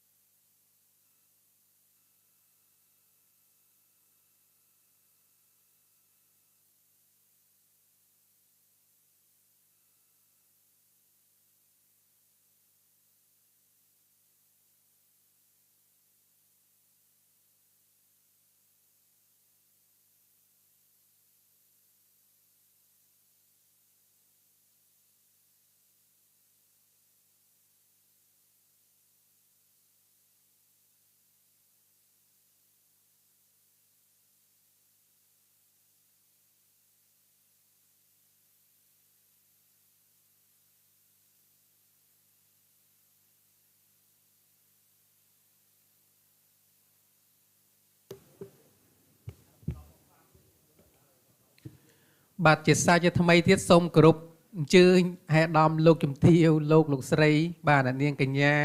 ភ្ញៀវជាតិនិងភ្ញៀវអន្តរជាតិទាំងអស់បាទដែលមានវត្តមាននៅខាងក្រៅបាទសូមគោរពអញ្ជើញចូលមកខាងក្នុងសាលនៃអង្គសិក្ខាសាលាយើងវិញដើម្បីយើងនឹងបន្តកម្មវិធីទៀតបាទសូមគោរពអញ្ជើញ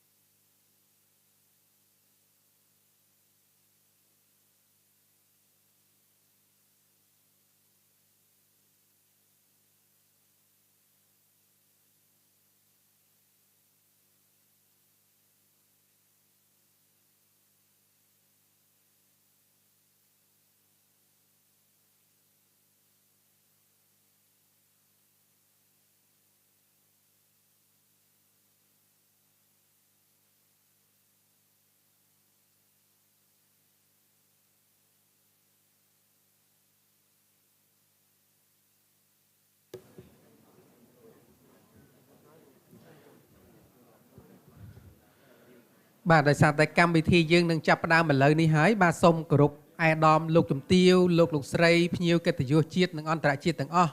បាទសូមអញ្ជើញមកកាន់កៅអីរបស់ខ្លួនវិញនៅក្នុងអង្គសិក្ខាសាលារបស់យើងបាទយើងនឹងចាប់ផ្ដើមនៅពេលឥឡូវនេះហើយបាទសូមគោរពអញ្ជើញហើយសូមក្រុមការងារខាងអង្គការ API ជួយសម្របសម្រួលភ្ញៀវរបស់យើងនៅខាងក្រៅផងដោយសារខ្លាចលោកនៅខាងក្នុងសាលលោកអត់បានឮបាទ Hello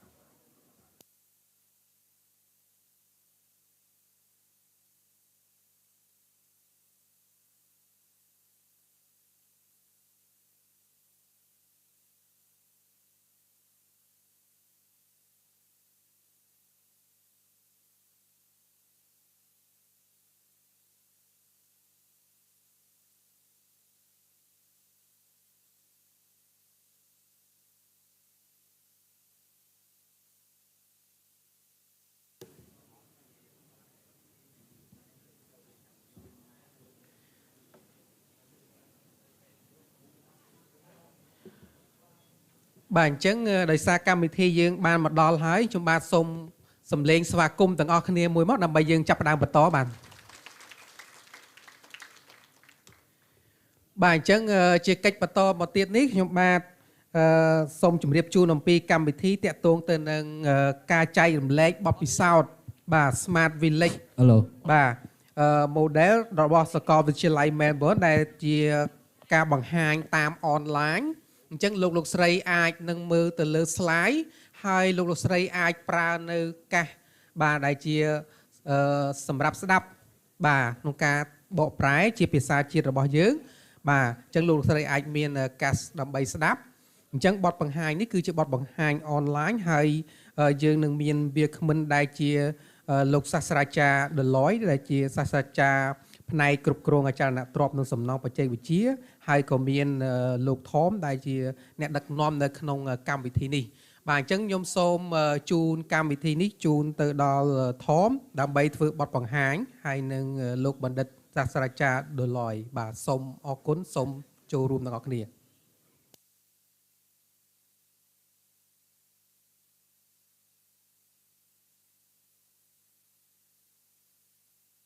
Welcome, everybody. Fantastic. Thank you. Welcome.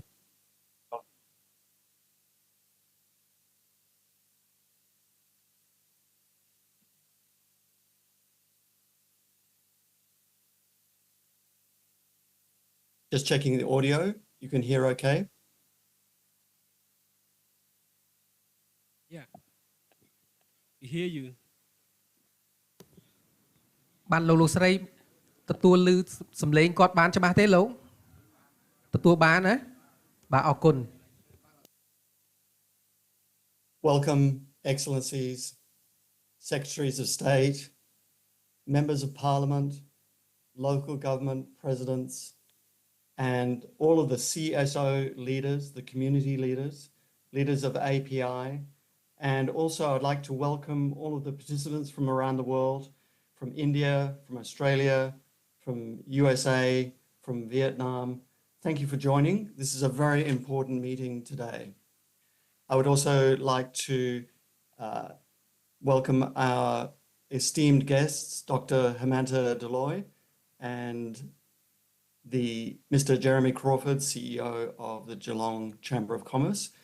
We would like to now begin this very important session on the smart villages. Before we start, I would like to check in the communications because we have set up for you a wonderful approach to engage. If you can see this online, you can join with your mobile phone and you can join so that we can make comments.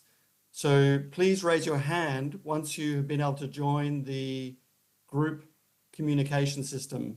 Can I see a show of hands, please?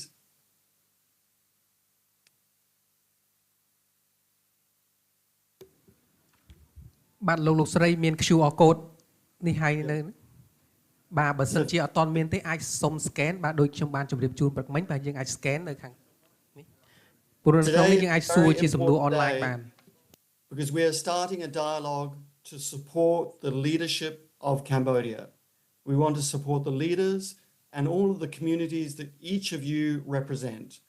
And to do that, we would love to get your questions, your feedbacks. And so Dr. Hemanta Deloy, Mr. Jeremy Crawford, and all of the leaders online can really interact. While we're doing that, please could you, of the people online, can you let me know where you're from? Can we just see online where you're from and what you're hoping to get out of today? So can you please post in the chat and so we can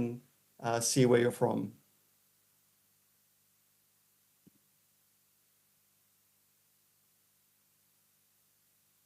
Fantastic. Yep.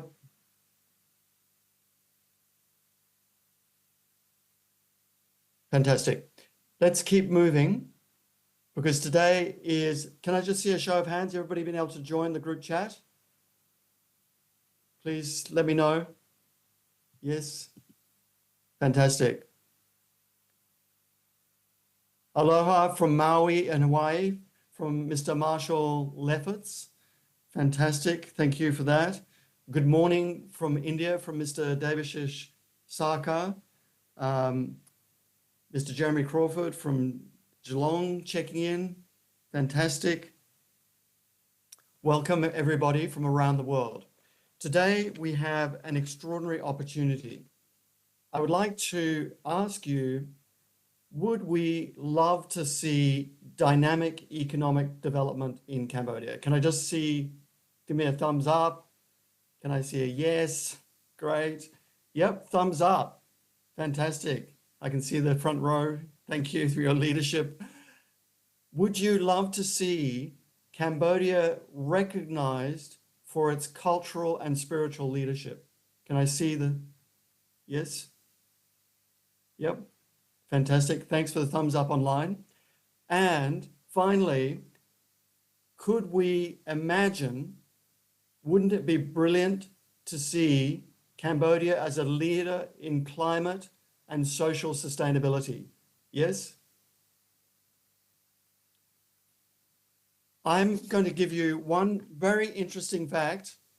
I'll put this on the screen, that essentially, this is what Dr. Deloy will be presenting, is that, I hope you can see this on the screen, but essentially, this is a well-known fact that carbon emissions, so this is 1 billion people here,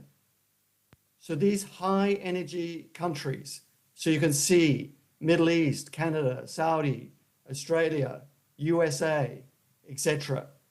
All of these developed countries are using a massive amount of carbon. And the opportunity we're discussing today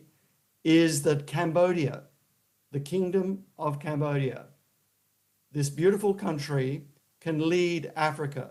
Cambodia can lead Asia. Cambodia can lead India. Cambodia can lead South America. These countries are coming online and being developed now. So what we have the opportunity is to support villages, communes, provinces in Cambodia, support your leadership and your culture and the depth of Cambodia's spirituality. We are offering today from Dr. Hermanta Deloy and Mr. Jeremy Crawford an opportunity for leadership. Please, because I'm not in the room, my apologies for not coming to Cambodia today. Can I just see a show of hands? Who can see this opportunity? I can see myself on the screen. That's good. At least I've got one hand.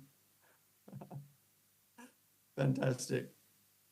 I think that we would all love to see Cambodia's leadership role. And Cambodia, given that authority and status of a country that is a leader in South Asia and of the ASEAN nations.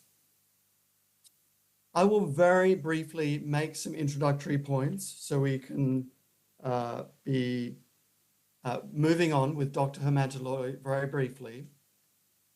The main thing that I was wanting to say to you, I'm just bringing up this presentation again, is that the world is looking for a solution. The climate change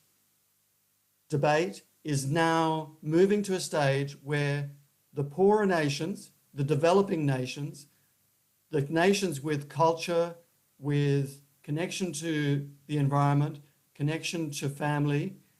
all of these nations are ready to ask the developed nations for greater funding. So this is another example. We've just seen in the climate change conference the walkout of these climate vulnerable nations.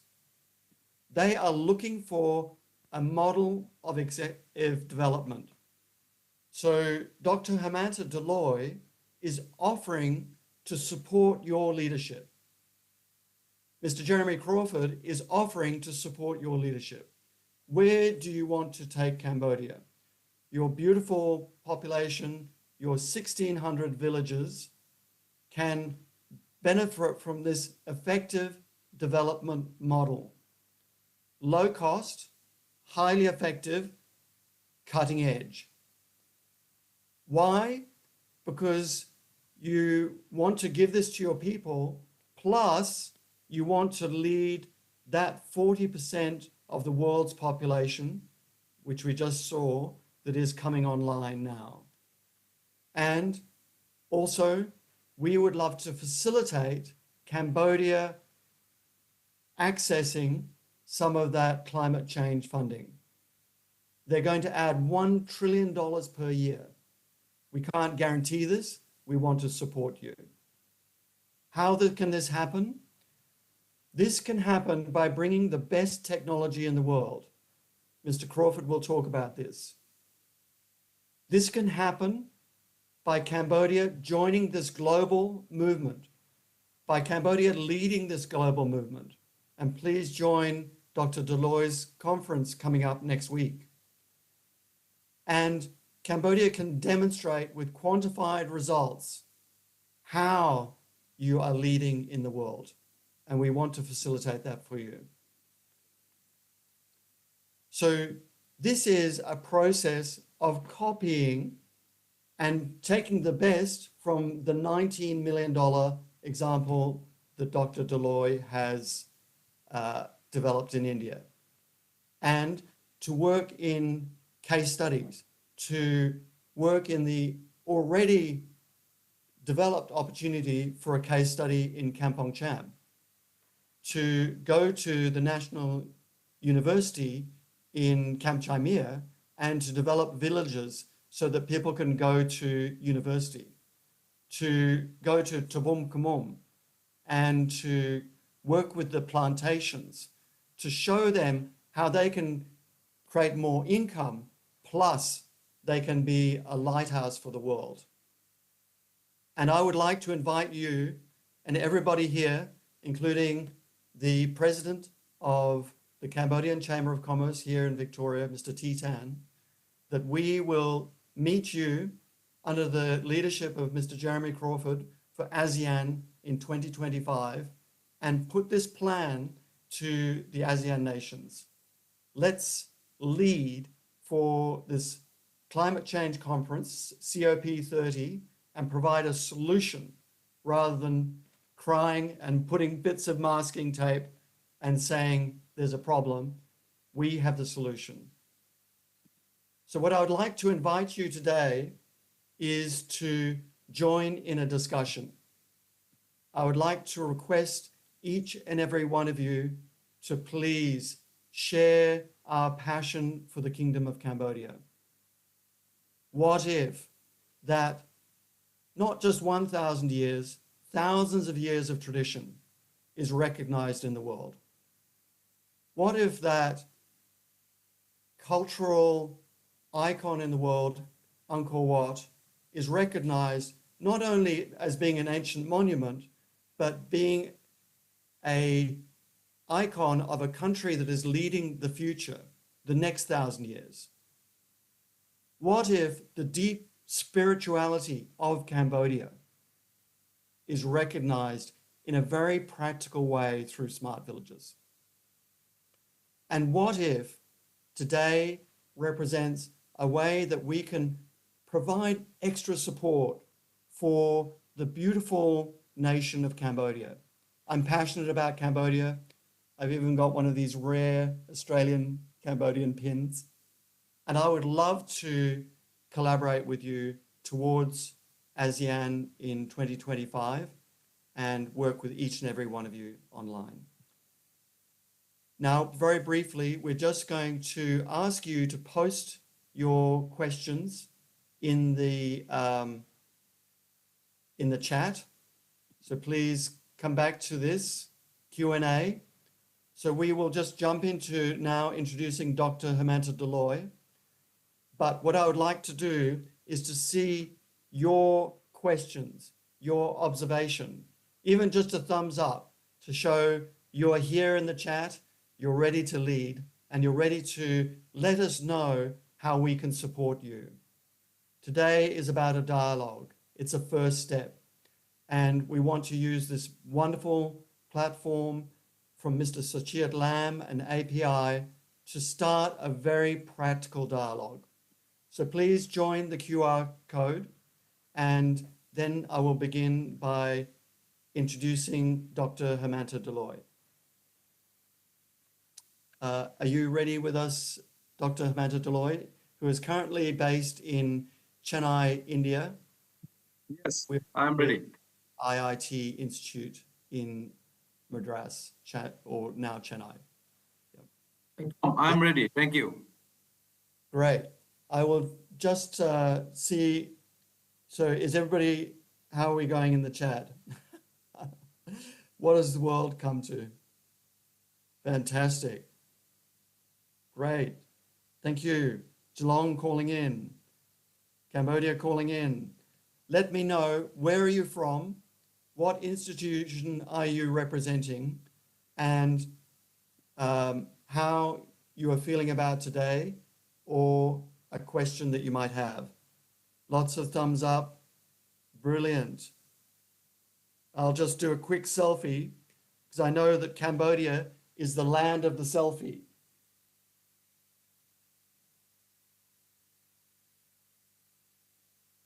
That is probably the worst picture. Fantastic. So welcome everybody. I would like to introduce our esteemed guest, global leader, and a great friend of mine, Dr. Hemanta Deloy. Dr. Deloy will now speak to us on the topic of smart villages, how the global South, South America, Africa, India, Asia can lead. I would like to mention that Dr. Hemanta Deloy is an associate professor at Melbourne University. He has multiple very significant publications, textbooks on this topic. He is running the COSVARD conference, internationally recognized online and in-person conference next week. We're all invited. He has achieved the extraordinary breakthrough of a $19 million project in Assam to demonstrate the value of smart villages. He has been recognized for this work as being the jewel of India. I think that's such a lovely title. This is the highest possible award that is given by the President of India and the Indian government. I would very much like to also mention that Dr. Deloy has been recognized by the European Union with the, again, prestigious Nelson Mandela Award. More than that, Dr. Deloy is from Village Assam. He is from the world that he is talking about. He has been through all of the IIT system and then the Melbourne University system, and now demonstrating on a global stage the opportunity of smart villages. So I'd now like to ask Dr. Deloy to present. He'll be presenting till 8:50 a.m. Chennai time. So that's basically half an hour. And I would very much like him to give that overview of this support that we would like to provide for Cambodia. Thank you, Dr. Deloy.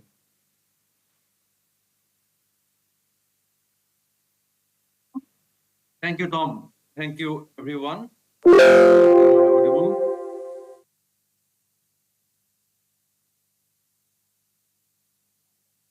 Yep, that's good. Thank you.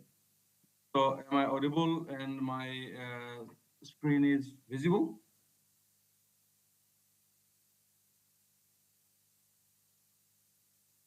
All good. Okay, excellent. Welcome, everyone, the esteemed dignitaries and all the people present today. So this is an important moment, as Tom Haynes mentioned. And I'm really privileged to be invited and be able to share my knowledge and the work that I have been working on with you all, so that we all can join hands and create a better planet. So Smart Villages mission is an important mission. As you can see on the top of my slide, that 40-60 balance, we can't afford to lose. 60% people in this world, they are in the developed countries. They are the one dominating the world today. And remaining 40% people are simply the recipient of all the reactions of the 60% people in a negative way. So there are positives. I'm not talking about too much about the positives, but now looking at the negative side in the context of our greenhouse and single planet that we live. So the Smart Villages mission is about looking at that 40% who are in the rural communities, who can actually, who are already heavy lifters in terms of sustaining our climate, but they can do more in order to create a better planet, which I call as Sustainable Planet Initiative. So 60-40 balance is an important balance, which is today. The world has got nearly 8 billion people, and out of 8 billion, 60% people are living in the big cities. So if you talk about New York, if you talk about London, if you talk about Sydney, Melbourne, those big cities, they are the concrete jungles. And these 60% people usually live in there. And they are expanding their urban dimension, urban boundaries at a rapid speed, because they have got knowledge, they have got power, they have got money, they have got resources, and they can actually build and take any areas in this planet to make the concrete jungle and support their business and whatever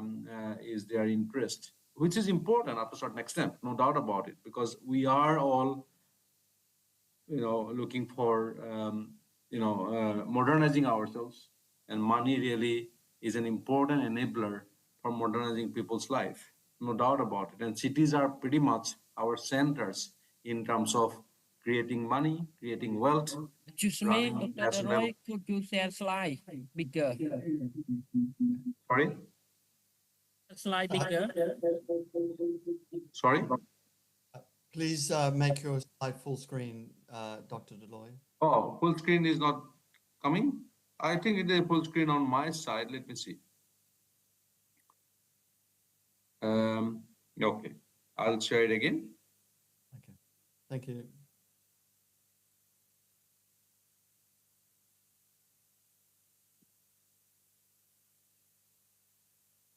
How about now? Now is okay? Tom? I think it's good. Thank you. Okay, excellent. So now, so what is happening here? What happens when cities expand endlessly while the villages are left behind? So we are talking about the villages here is not kind of a very unique kind of character or a clear jurisdictional boundary. We are talking about the people who are living in the rural generally. So cities are expanding, that 60% is growing, and there's an endless amount of growth still continuing today. So the 60-40 urban-rural divide is one of the major kind of undertakings or understanding that the world has accepted, saying that, look, in order for us to modernize in our lifestyle, to live a better life, we have got one role model, that role model is the people who are living in the cities, in the high-rise towers, who consume the maximum possible resources,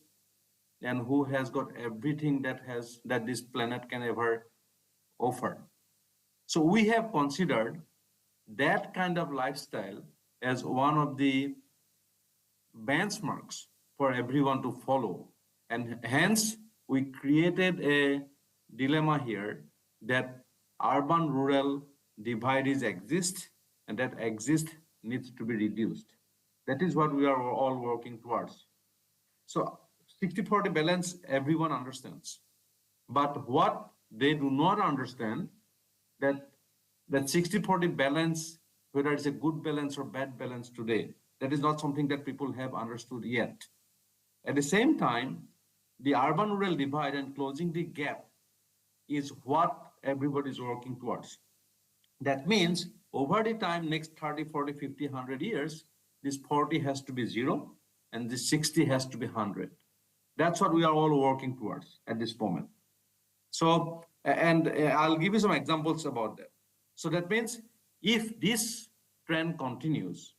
we will eventually have a planet which is inhabitable. Maybe this planet will be habitable, but in a different standard. You will all have to have the underground cities. We'll all have to have technology-led comforts. Otherwise, we cannot live in this world. It could be like that. So I think the nature is being destroyed by having that kind of a propaganda. The 60-40 divide is there, and we need to reduce the divide to make it 60 to 100, 40 to 0. That's what we are working on. Now today, as Tom has also shown this a few slides of COP29, and I'm also bringing a few slides here. I'm just asking the question to the room. Why COP29 is all about developing countries? Why? Why the COP29, they had to simply think about the money to be allocated from the developed country to the developing countries, only by highlighting that developing countries need the more. Why? That's the question I'm asking. Also on the other side, why the developing countries are simply going and raising hands? We need $1.3 trillion. We do not simply have enough by your commitment of $300 billion per year. So it was COP28 or so had agreed that there will be every year US 100 billion will be available for the developing countries, but the developing countries are now going to these major events at an international level, asking more money. But question is why? So if you think about why we donate, why we give free food to who? There is a term called beggar. So beggars beg, and the people who can donate, who has got more resources, they can give the resources to the beggars. The beggars take it, and if beggars are happy, they are happy. They will go away. If beggars are not quite happy with your donation, they'll ask more. But the beggars, there's a big difference between the beggars and the developing world. Beggars will simply go and get the food or whatever donated by the rich ones, and they will simply enjoy that for that particular moment, and they will come back and beg again. They will not change their life by getting the donations from somebody else. They are not going to buy a new house. They are not going to build a new house. They are not going to change anything. They simply get the money and they simply go and then enjoy in that moment and come back again. Their lifestyle is exactly the same. But in the developing countries, now if you look at in that kind of metaphor in a way, we are going to COP29 and we are asking for money and money and money. And COP29 also agrees that yes, the developing countries need the money. Why? Can anybody tell me why we need 1.3 billion or 3 trillion rather? And why the developed countries have to give this money to us? That's a big question that we have never answered. Because one thing that it is not a beg, this is not a request that please give us more, please give us more. Why? I think it is, we are getting the point completely wrong in these big forums. But what is not quite understood, that the developing countries are the heavy lifters of this planet. The developed countries are the worst offenders to this planet. So this is their tax to be paid, regardless. Whether developing countries are looking for money or not in this COP29, it's not the matter, no, not the point at all. If I earn money, I need to pay the tax. Simple as that. So developed countries need to pay the tax. How much tax they have to pay in order to survive in this planet? Because they are offending the planet in a big way. That's the tax that we are talking about here, perhaps about 1.3 trillion, but I doubt that that is the money that we can actually quantify, given that the amount of damage that we have already done to our planet, and where the trend is quite scary. So now we'll come to these points with some examples. Now, if you look at IPCC, one of the major international bodies for climate change, they are the one bringing the policies. They are the one supporting, to survive the planet across the board. Every single government has got the IPCC nodal offices, and they are all contributors to this particular forum, as we all know. Now, the first picture on their website, what is wrong with this picture? I think problem is that they are showing a bit of this green, which is nature, but underneath is the concrete jungle. So here, the message is destroy first, then redress. It's not going to work. It's not going to work. Why you have to cover the concrete jungles of that 60% people with some green, and you think that the planet is going to be sustainable? It is more than, I think this is not the sustainability drive. It is simply a cosmetic fit out. The buildings will be looking better, nicer, because all the bad stuff of concrete can be hidden by the beautiful greens. That's what today we are doing, including this particular picture in the IPCC website. There's a problem with that. So as Tom clearly mentioned, I came from a very ordinary place in India. India is a place of 1.6 billion people today. We are almost surpassing China. And then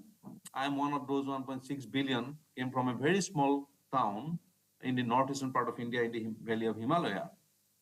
But because of my opportunity and the destiny, I'm in this position today, where I can think, and where with my all the academic and practice, other trainings that I had in my career, can also bring the dots together to be able to, to be able to bring that particular concerted voice to the rest of the world, saying that, look, there is a problem in our approach. We can do a better approach. We can do a better, we can do better in order to address all these issues that we have created. I think IPCC talk about, COP29 talk about, everywhere. I think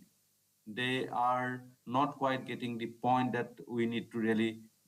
get it done. It is because not that they are not smart people, they are not understanding it, but basically deliberately they are working in that space because that works for everyone. Well, I think if we are genuine, our approach should be different. So with that kind of idea, I basically started working on this smart villages research,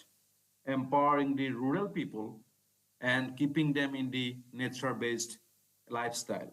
Because rural people, if you look back, 600,000 back, or 500,000 years back, people had the knowledge in our planet. And since then, and if you don't want to go that far, if you just go 50, 60, 70 years back, of every single nation, more so in the developing nations, you see that nobody had died out of poverty,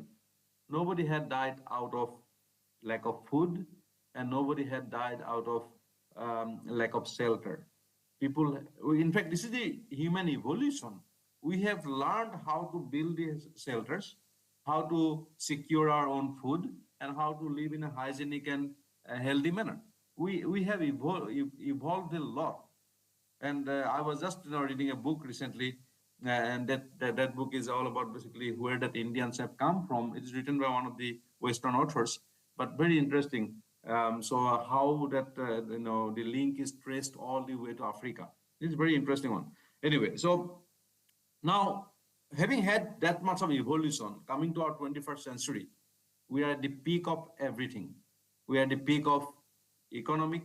development. We are in the peak of digital development. We are in the peak of everything. But yet we are not quite getting our, life to be, frankly speaking, extended. So imagine if there is a God, and God has also listened to our technological and economic development, saying that, look, you guys have done so much, we will give you 300 years of life. Okay, then what will happen? So in this planet, many people will have to be killed, because those who are rich, they are getting 300 years. So for somebody to live 300 years, this planet is not going to sustain, and some people have to be not there. So that will be a different world. But then God somehow has created a balance there, saying that, look, maximum life that I'll give you 100. You can go 110, 120, but that's all. You would not be very productive enough. So that is the bottom line that the God has created. And we have to work within that space to make sure that who is rich, to make sure we get the maximum within our developed countries. And the developing countries, they still struggle and whatever. And that is where we just consider them as a poor and begging nation, and we just do whatever we need to do. Now, question here is that, I think I have sidelined a bit. I'm apologizing on that. But I think the question here is that the smart villages work that we have done here is about simply bringing the balance back to the planet within our limited time that we have. And at the same time, it is an important mutual understanding. Both the parties of 60 and 40 must come to the table and saying that, look, guys, yes, I do what I need to do in 60%, and the remaining 40, what you do are also equally important for me to be able to really start the balance and continue. And that is the work that we have not done enough. So another question that I'd like to ask you in the group here, and you're a STEAM group, you're all professionals. You tell me that you can go to one bookstore or one library or one particular event where you can simply get a book that is written on a particular tribal community of India. For example, in northeastern part of India, there are many tribes, and they live in different housing patterns. They build their own houses. You give me one book in this world that has ever understood that particular community and hence provided a solution for their home in the vernacular manner, in the taking their knowledge and culture within their house development. There is none. So, and this is an example. So, but if you go to any bookstore and trying to find out how to build a house, how to build an apartment, how to build a road, how to build a harbor, how to build an airport, there is no shortage of books, because every single book that you can see is pretty much about those kind of areas where the cities are always the key focus. So we have completely missed the developing countries and the rural communities in terms of their knowledge, in terms of their heritage, in terms of their liking and disliking and the values, and we have not even produced any material in order to support them across the board. We are simply extending the city-centric knowledge to them to be able to absorb it, take it, and then use it. That's what we are doing today. And that is where that COP29 is giving the money in order for them to be able to then extend the same knowledge to the developing countries, and then using the same technology, same material, same kind of practices, so that these people needs money and they will be eventually coming up with the similar kind of status that we already have. That's the understanding. If you look at this particular picture here, again, I know that I have got limited time, and this is what I can confirm, that our urbanization is increasing and increasing and increasing, and rural population is reducing all the time. And we had a balance somewhere around 2005 and 6. That is where the break-even point. And then after that, I think our rural is declining, urban is increasing. Then if you look at, again, coming back to the developing countries and the COP29's, the price tag. So it is basically confined to a few countries, 3 continents rather. So if you see North America, Europe, and other places, they do not have any rural communities as such. But if you look at the ASEAN community, that is where the maximum rural communities are at this point in time, including Africa, of course, and that is where the maximum urbanization is taking place. The rapid rate of urbanization is today happening in Asia. And imagine that, if we get that much of money, 1.3 trillion to Asia from COPs or any developing countries, what will happen eventually, without telling them how to develop themselves in a nature-based manner, we will simply extend the brick and mortar development that is happening already today. So this rate is going to be an unprecedented rate, and the practice that we apply will be quite damaging. So now, good thing is that, as Tom mentioned, the ASEAN nation, ASEAN groups are pretty much at this center point of this whole debate.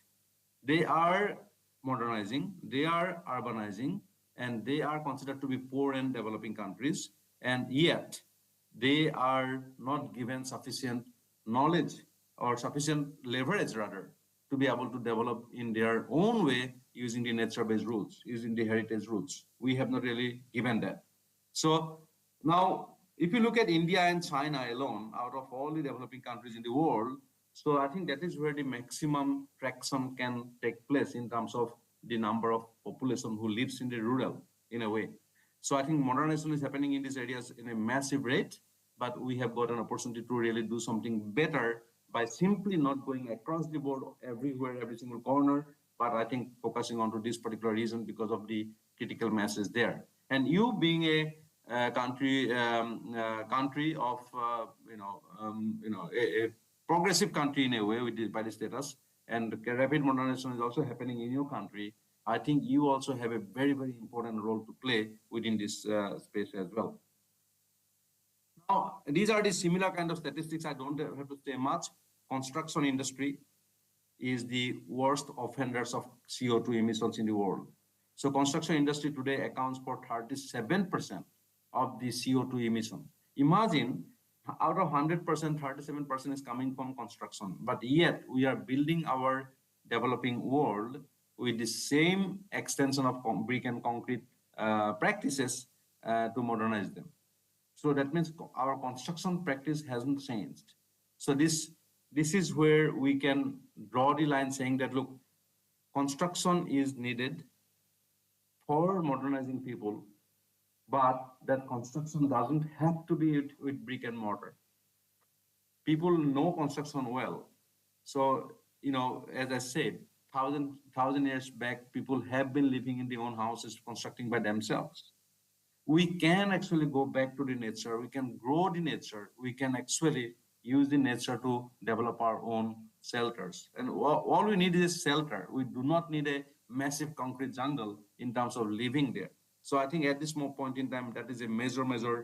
setback. I think that 37% emission is not going to be cut if we just continue that trend in the developing world. Now, if you look at energy and emission, I don't have to say much. Again, there are some International Energy Agency's report. As you can see, the world's top 1% emitters produce over 1,000 times more CO2 than the bottom 1%. And who are the bottom 1%? Bottom 1% are the people like us in the developing countries. And I think Cambodians will be no different. They will be somewhere under the that bottom 1%. So that means your current, the carbon neutral green lifestyle up to a certain extent is being exploited by thousands of those people in the cities. So that means you have got a power of negotiation. You have got a power. You can say that, look, guys, if you do not take us seriously, you will not be able to survive in this world. We are a serious group of people because we are the least carbon emitting group of people who are countering your offense all the time. And if we do not have, think about, if we do not have oxygen, if we pollute our greenhouse completely, what will happen? I give an example to my kids and school and my students that if we have a pond, you have got beautiful goldfishes there. They are all happy and giving them food every day. They are very, very happy. But you just have one drop of poison every day in that pond. Invariably, you will kill the pond, you will kill every single fish because the pond has got a limited water and it has got a limited supply of oxygen, and that is the water that you have polluted. This fish cannot survive anymore. But today, our greenhouse is also a limited resource. We are simply assuming that the greenhouse is unlimited. It is not true. If you go 3 kilometers, 4 kilometers above the ground surface of the earth, you will struggle in terms of your breathing, right? We cannot live there. So that means whatever we have got within our vicinity, that is something that we have to preserve. And people like you, that bottom 1% emitters, are the one who is actually preserving that and countering that one to the people who are living in the cities. So there are lots of examples here. So average North American and emitted 100 times more energy-related CO2 than the average African. See now, these statistics are there for the sake of having those statistics, but these are not quite used in the COP29 to discuss. In the IPCC, they are not discussing that because they have got simply the carbon fund to be created and given to the developing countries in order to sustain the climate. I'm wrong. Not sustain the climate, to survive from the climate calamities, eventualities. That's what it is. So tomorrow big cyclone comes or something, whatever happens, you survive. You survive. So they're talking about simply some green energy and all, but that is again, that if you look at the embodied energy for the green energy to be creating, it is again a no-brainer in a way. So how much green energy can create without having too much of embodied energy? That's the question that we need to answer. But today we do not have an answer to that as well. Now, if you look at the energy consumption in the rural areas, so you can see that rural areas are the least consumed group of people in terms of energy. They do not need that much energy as we need in the cities. And this is a clear example that we can see energy consumes, more you consume energy, more carbon footprint we will produce eventually. That means, by all means, we can see that the rural communities are not emitting as much CO2 because they are not consuming as much energy as our urban counterparts. This is where I started my work. As Tom mentioned, I started with India in my own native place called Assam. Government of Assam was kind enough to provide me with that initial support for establishing the smart villages research at the University of Melbourne. And today we are actually leading the world. And then the world we are leading by this picture. And this picture is something that nobody has, everybody knows it, but nobody has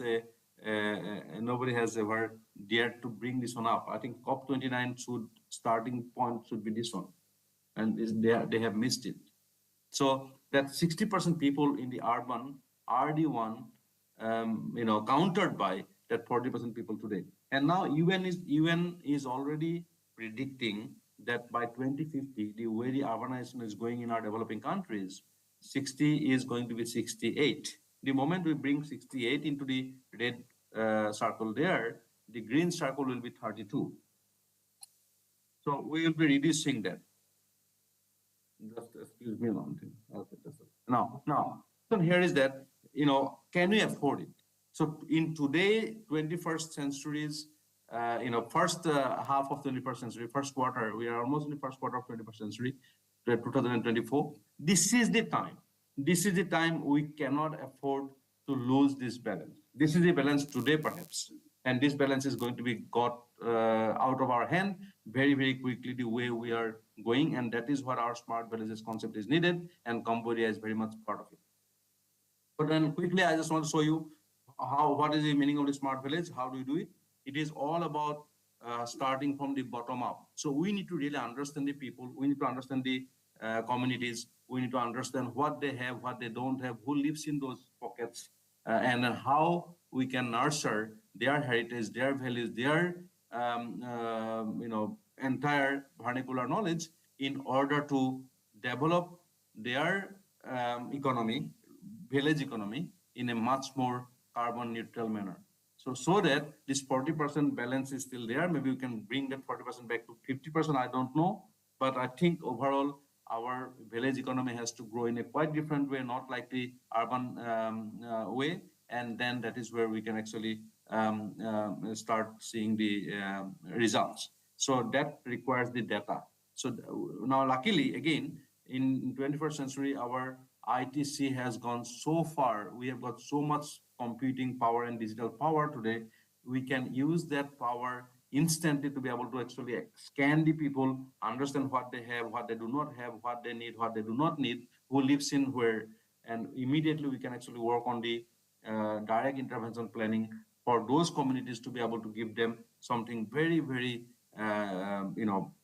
useful, and their need and requirement are quite aligned to the interventions that we bring. That is very important. I think I will just quickly give you an example of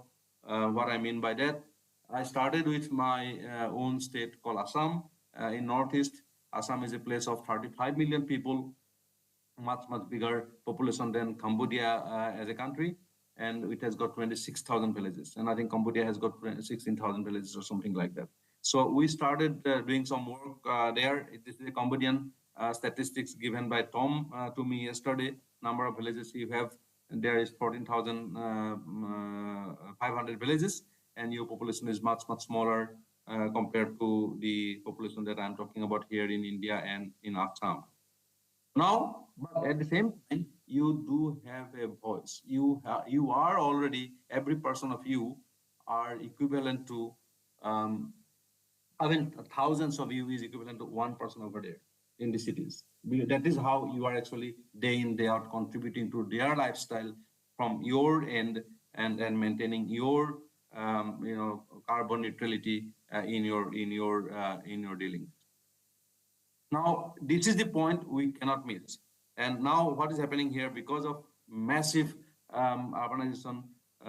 brick and mortar development across the board, we are getting this more and more. And now you see that COP29 funding is more about, reducing the vulnerability of the vulnerable people who are living in the developing countries, because they don't have resources and they would not be able to sustain the ferocity of the climate. That is what basically we are talking about today, but that should not be the approach. Approach should be something different. Now, $1.3 trillion, if you just simply give it to the developing countries, today they do not have any policy. They do not have anything to spend that money on. They will be simply spending that money on in terms of fighting the climate, nothing else. So they cannot simply, because that know-how has not been developed yet. The knowledge hasn't been created. And our academic community has got the first port of call in order to meet everybody, connect all the dots together, understanding those communities well, and then start producing the indigenous knowledge across the board. How the houses are constructed, how their food security is ensured, how they have been living in their in their own social settings. All these things, how we can empower people where they are using their vernacular knowledge and the opportunities within them. So these are the things that we have to talk across the board, and that 40% is a big number. And what I have been contemplating, that we need to create an equal amount of knowledge that exists in this world completely for the 40% people. That knowledge is not there at this moment, and that is where that Cambodia can come and join hands, because you can bring that years of centuries of the knowledge, your spiritual power, your indigenous knowledge, and your the overall the richness that you all bring. You can bring that on into the global stage so that people will take notice of it. and then they can see how important you are in sustaining the planet. So now these are the Dr. Deloy. Yeah. I just want to say that, sorry to put a little pause there, that this is very impressive. I think that there are a number of questions coming from the audience. Would it be possible that we just, now that we're getting right into the specifics of how the smart village is being implemented,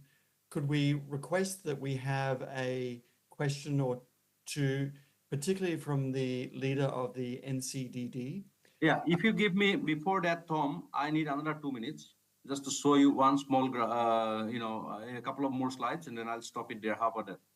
That would be fantastic. It's absolutely fantastic presentation, Dr. Deloy. Okay. Now, as I said, in the digital world, we have got something, we have got the power which we could not have thought, many years back. So, and that is the power that we have in fact used in our research. As I said, I started doing some research, and as you can see, this is another example of, on the left-hand side, India is planning for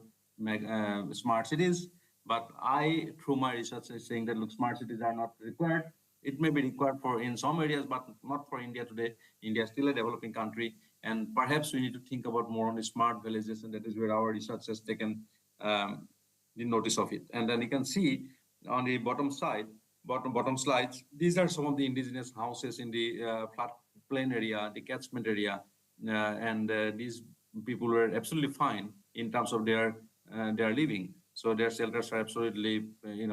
sustainable and resilient. So these shelters will not go anywhere. Flood comes and goes. They use these shelters for their living without any issue. So these are the indigenous knowledge. But we have now asked them to take these shelters away and providing them with free brick and mortar houses. And I can show you some examples. These houses are so badly done, nobody can live in there, and it is not meeting the purpose. We need the understanding of the people and the community, and then data-driven approach in order to align our top-down policies with the communities at the ground level. So these are some of the books that we have written: the first book, second book, and the third book. There are 3 books we have written. These are books in this research. We are actually pioneer in that. Nobody has ever produced these books before, and it has got lots of examples from various part of India at least. And we have shown how the smart villages research needs to really grow, and we are at an early stage, but this is the way forward, and we have set a very clear roadmap in that. Now, I'll quickly show, under a couple of minutes. So this is the app, custom-made app we created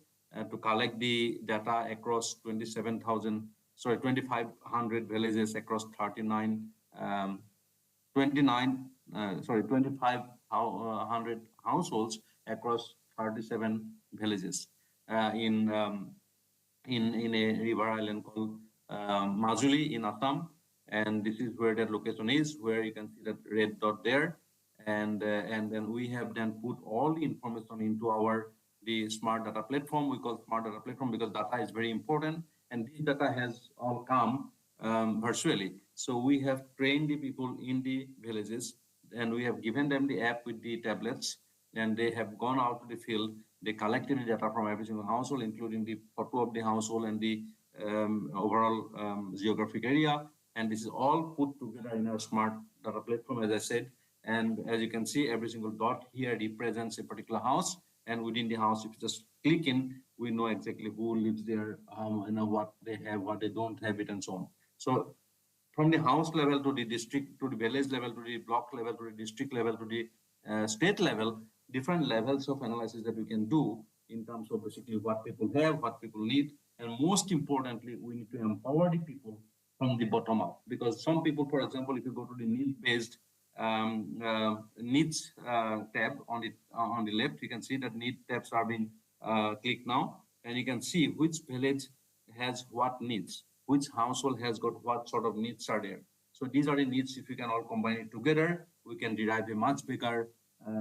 national policy to be able to support those people. And yet our bottom line is that keep them green and let them develop the indigenous way of leading their life and yet, contributing to the positive climate. So, and then now question here is that India is now rapidly modernizing. They are building houses for all that kind of national programs are there. Maybe similar programs are also existing in Cambodia, and then these are some of the basic material, support mechanism that the UN has given to India. And then finally, what they have produced out of that kind of support is this, so which are not aligning to anybody. So these are the houses being produced in the Indian villages, and these villages, the houses, as I said, is neither showing any vernacular character, nor it is giving any particular resilience against the climate for the community who is living in the villages. So this is a complete destroy of the nature and an extension of brick and mortar kind of knowledge from the cities to the village. And we are not doing justice here, and that is what we need to stop. And I think, so rather, we have these indigenous houses, and these houses are much resilient, much sustainable, and people know exactly how to build these houses with the local materials. Of course, we need to modernize them, but we can modernize in a different way using the bottom-up approach and nature-based approach as well. Now coming to, I think these are some of the areas of research that I have done. So what every single house, as you can see, under each of the houses, there are some text, and these texts are nothing but the tribal community. So Kuki community, Karbi community, Labang community, Damasa community, and every single community has got these houses. And we wanted to first study what these houses are, what these communities are, and how do they perceive their houses in terms of the space within that, and how we can understand their values and the heritage in order to modernize their house. So that is the research that we did. I'm not going to go into too much details, but now coming to the point here, smart villages in Cambodia. How can you do that? So we don't have to reinvent everything. So our UN Sustainable Development Goals are there, but today UN Sustainable Goals are not quite used in a context-specific manner. So it is very, very important that we take that 17 goals that is already given to us, and then we try to actually apply them individually on the individual context with the evidence-based and data-driven approach, which is more like a localized planning for these communities to empower from the bottom up. So that is the beginning. Then we have got integrated rural urban development framework, which you can create in order to foster mutual growth. Of course, cities are important. Cities are the one who are having the economic centers. They are the one supporting the national GDPs of the country, no doubt about it. But at the same time, urban is the one, rural is the one who is providing the food for the cities, for example. So then that kind of partnership is important. And if we do not deliberately work on that, it will not happen by chance. Similar, smart village as a catalyst for innovation. Yep. We have to really go down to the part of innovations from the bottom up within the communities who are living in those rural places, and then see what else is going to come up. So I think now we are at a stage where a complete new innovative era can start with those people being empowered in their local settings. So now iPhones and all the smartphones are basically imposed on them. They are needed, but many other products that we are also producing today in the city-centric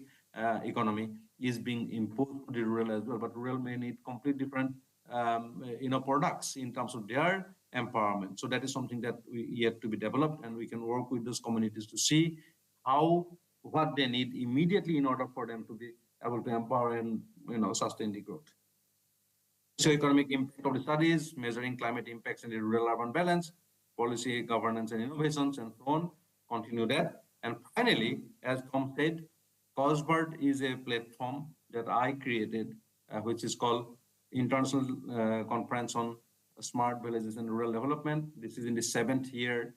Today, I'm doing that COSBIRD conference from IIT Madras in Chennai. It's one of the premium institutions in India. As a face-to-face component, but generally this conference is also done hybrid, and we have got people from around the world. So far, 500 or so people have already joined in to be able to understand and share their knowledge over next 2 days, starting from Monday and finishes on Tuesday. So please join there if you can. This is the QR code. And this is a webinar, as I said. This QR code is going to take you to the webinar. link where you can simply sign up and join and listen. You will be simply taken into the conference. Thank you very much. Yes, thank you, Dr. Deloy. I'm just very aware of time, but this has been a really profound presentation. You've outlined the case very clearly about the excessive energy being used in the developed countries, and then the low energy, low impact economies in the emerging world. That also that the climate process is skewed to take that model from the developed world to the developing world. So now, before I invite Mr. Jeremy Crawford, who is the CEO of the Geelong Chamber of Commerce, I would like to invite the audience to post your questions that you have for Dr. Deloy in the discussion on the app. I've also put the QR code in the chat for the for everybody online, so you can join that as well. Please engage. And also, I would like to ask, in the room there in the beautiful city of Phnom Penh,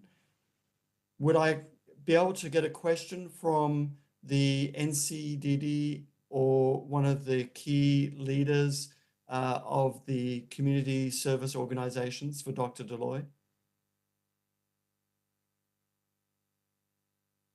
Maybe Mr. Patu, you can facilitate one of the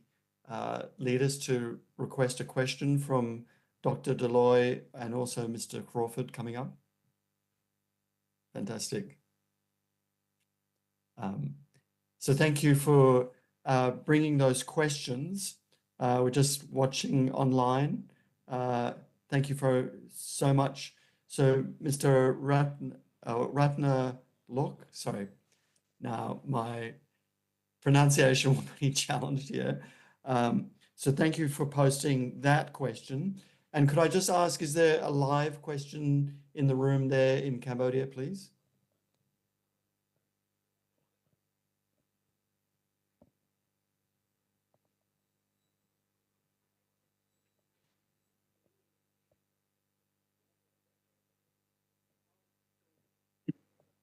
From my end, I cannot see any questions. Maybe, I don't know, but I'll follow your advice. There's a great question in the app. So while we're organizing the questions in the room, and also we can have questions online as well in the chat, please, I'd like to welcome Mr. Jeremy Crawford in a moment. We do have one question online, which I'll read. Thank you very much for your presentation, Dr. Deloy. My questions are, can you please explain more about the idea that about destroying first and replacing later, especially in terms of the environment? So I think that's a very profound question. And also, how to promote rural lifestyles as many adult people move to the cities to look for jobs and leave the old people and children behind. So this is a very profound question about how people have to move to the cities. So now, while we're still collecting the questions, and also I would like to request that the leadership in the room in Cambodia, please formulate your question for Dr. Deloy. And there's another question online. In situations in Cambodia now, or in the situation in Cambodia now, what is your recommendation to starting a pilot of the Smart Village project? And that was also a question from Mr. Jeremy Crawford. Dr. Deloy, what is the first step of really advancing real progress? And I think that these are really great practical questions. So now we have a section from a community leader, a business leader, and an innovation leader in Australia. He is a very dynamic individual who has recently been in Phnom Penh, meeting with the leadership of the Cambodian business communities, many ministers and also really collaborating with the Australian community of business leaders that were there in Cambodia mid-year. Mr. Jeremy Crawford is a CEO of one of the most dynamic rural cities in Australia. So this is a city close to Melbourne that also has this connection with the community, connection with rural Australia, and also with the waterfront as well. This city has the opportunity to collaborate with Cambodia on a very practical level. I won't talk about the plans that Mr. Crawford is planning for the ASEAN meeting. I would like him to speak on that. But my main question and introduction to Mr. Crawford is, how do you see the collaboration between that business community, the academic leaders in Geelong, and also those rural communities, and how could there be a collaboration with Cambodia and with this smart village model that's also from Melbourne in Australia, very close by? What's your vision? How do you understand this meeting, and what would you like to see as the first step from your side? Thank you, Mr. Jeremy Crawford, for making the time today. I'd like to invite you to speak for the next 15, 20 minutes as you have time. And please, thank you for your presentation. Thank you, Tom. It's an absolute pleasure to be here. And I want to thank everybody in the room in Cambodia and also online, but especially Your Excellencies, representatives from the NCDD and all of the guests here today. So I wanted to share with you a really lovely story that I am quite personally passionate about, but have also started to gain a lot of support back here in Australia, in the state of Victoria, in Geelong, and that's more a story of capacity building. It's about country to country development. It's about breaking down borders on shared visions and progress, and it's mostly about building relationships. So if you're not familiar with Geelong, we are fairly close to Melbourne. It is only 1 hour by train, and depending on the traffic, it's 1 hour or 3 hours in the car. But we would like to support Cambodia, and we are already supporting Cambodia with some very exciting initiatives. And I do also want to tie back some of the progress to Dr. Deloy's discussion on climate impact. So just very quickly, the Geelong Chamber of Commerce is one of the oldest organisations in Australia. It is 171 years old. We work with organisations and leaders to build connection, to develop their businesses, to provide education, investment opportunities, and advocacy. And we represent nearly 6,000 business owners and leaders across our region in Geelong. Geelong has got several strategic assets. We have an international airport, we have an international seaport, and the connectivity via rail and road is very, very strong. It is a regional city, so we are not a metropolitan area. We are classified as regions in Victoria, but we are one of the fastest growing cities and economies in all of Australia. To give some context to this, back in 2017, Geelong was awarded a UNESCO designation as a City of Design. It is the only City of Design in Australia.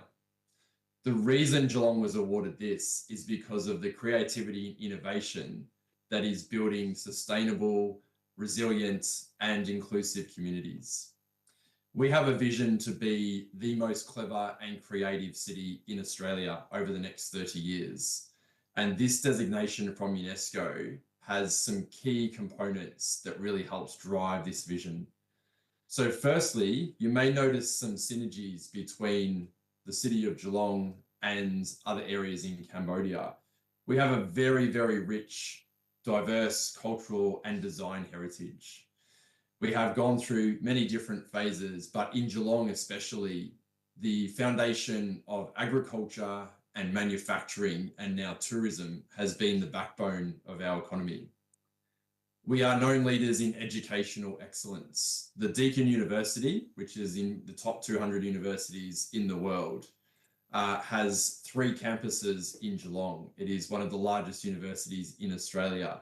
But we also have the largest TAFE in the Southern Hemisphere, the Gordon Institute, which has both TAFE and technical schools. The UNESCO designation was awarded for our ability to self-design and self-sustain our growth and development. And so when we are speaking about the opportunities in Cambodia,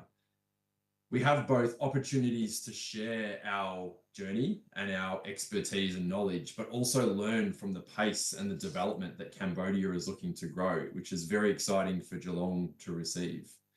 A couple of things that we are working on at the moment, lots of green space. So when we talk about design-led urban revitalisation, green space is absolutely critical to tackling some of the climate issues. And we are looking to use our advanced manufacturing sector, which is one of the fastest growing advanced manufacturing centres in Australia, to use high-tech innovation and product design to help inform some of this. So what I wanted to talk to you today is our vision and our support for Cambodia. So back in July this year, it was really enlightening and eye-opening to visit Phnom Penh and some of the surrounding areas. It was a privilege to see so many people. We met the highest levels of Cambodian government, including ministers, His Excellency the Prime Minister Hun Manet, and also many, many community leaders and industries. And upon my return, I couldn't help but think there are so many collaborative opportunities here with what we are building and designing and delivering here in this city, and with a lot of the vision that Cambodia has for itself in its smart city and smart development. There's a couple of really key areas that I think is worth mentioning, and these are areas that we would love to explore moving forward. So firstly, the growth of Cambodia is absolutely accelerating beyond many, many other economies and countries around the world. And Geelong is one of the fastest growing regions in all of Australia. But key to this is our use of arable and agricultural land. So when we see Cambodia, we have cities like Phnom Penh, and it is really only a short or very quick trip outside of the city before you are in amongst agricultural land. It is very similar to Geelong. There are parts of Geelong where you can travel for 10 minutes and be in amongst some of the farming areas. These agricultural areas are adopting a lot of technology and a lot of efficiencies, and we're addressing things such as water treatment and filtration, the use of drone technologies in assessing hydration and different nutrients across soils. And there's a lovely opportunity, I think, for us to try and advance some of the agricultural components of smart village development with Cambodia. Underpinning some of this is the focus on the clean economy. Geelong is investing very heavily into the clean economy.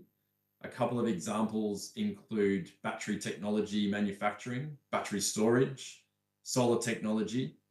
The Port of Geelong is one of the main recipients of wind farm infrastructure and technology,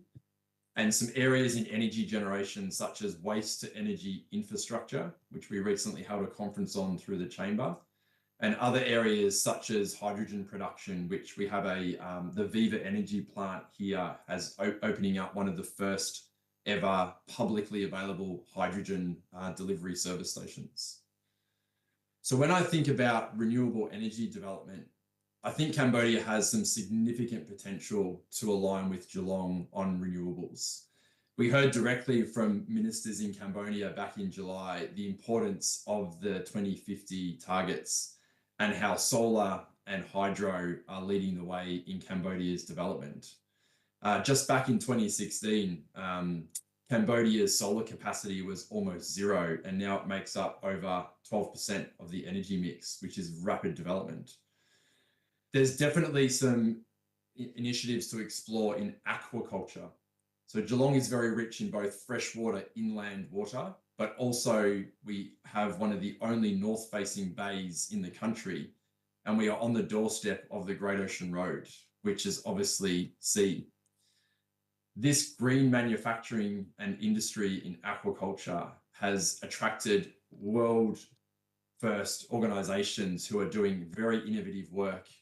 with submariner technology and cultural harvesting. That ecotourism is backing up, where we have an incredible nature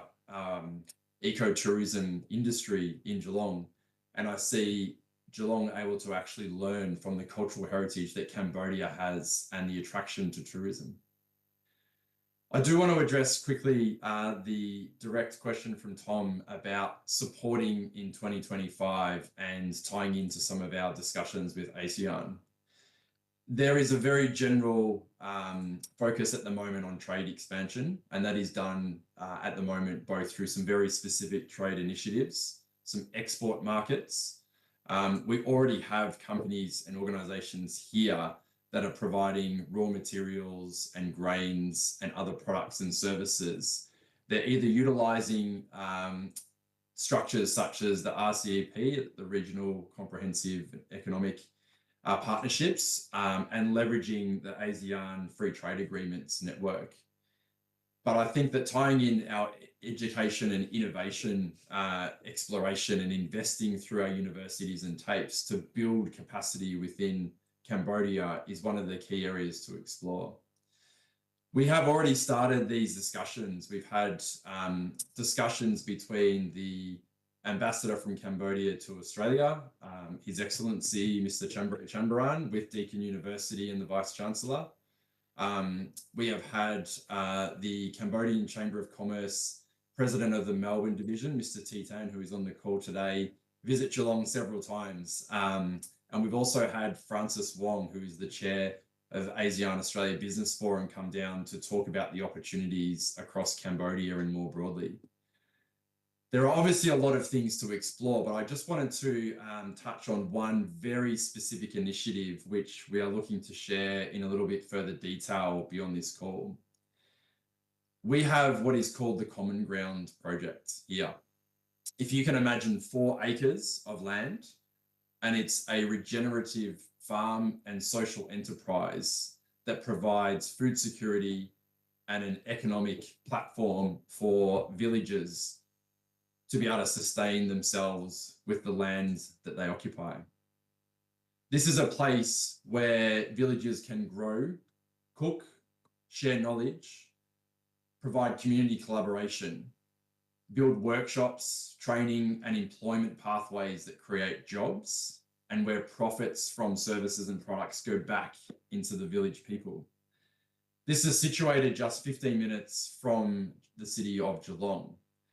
But the core purpose in tackling climate change is that we are building these resilient food systems.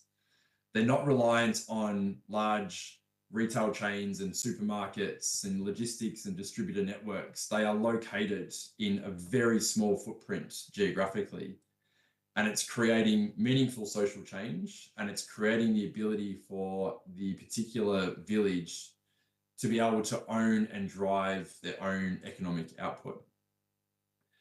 So for today, and I know I only have a small amount of time, and I thank you all for listening, but our offer here in Geelong is to continue to support several initiatives. One of those, which is very exciting, is the ability for us to potentially establish a direct flight to Cambodia, which would open up some incredible access between Australia and Cambodia. It would be the first direct flight between the countries in history. It does require a large amount of private investment, government support, and some very strong trusted relationships, which we are respectfully working through and planning another delegation from Geelong to Cambodia in early 2025. But I do want to leave you with a feeling that we are here to share our intellectual property, our expertise, and some of the smart city models and strategies that are already progressing here in Geelong, and how we might be able to share and adapt that with Cambodia.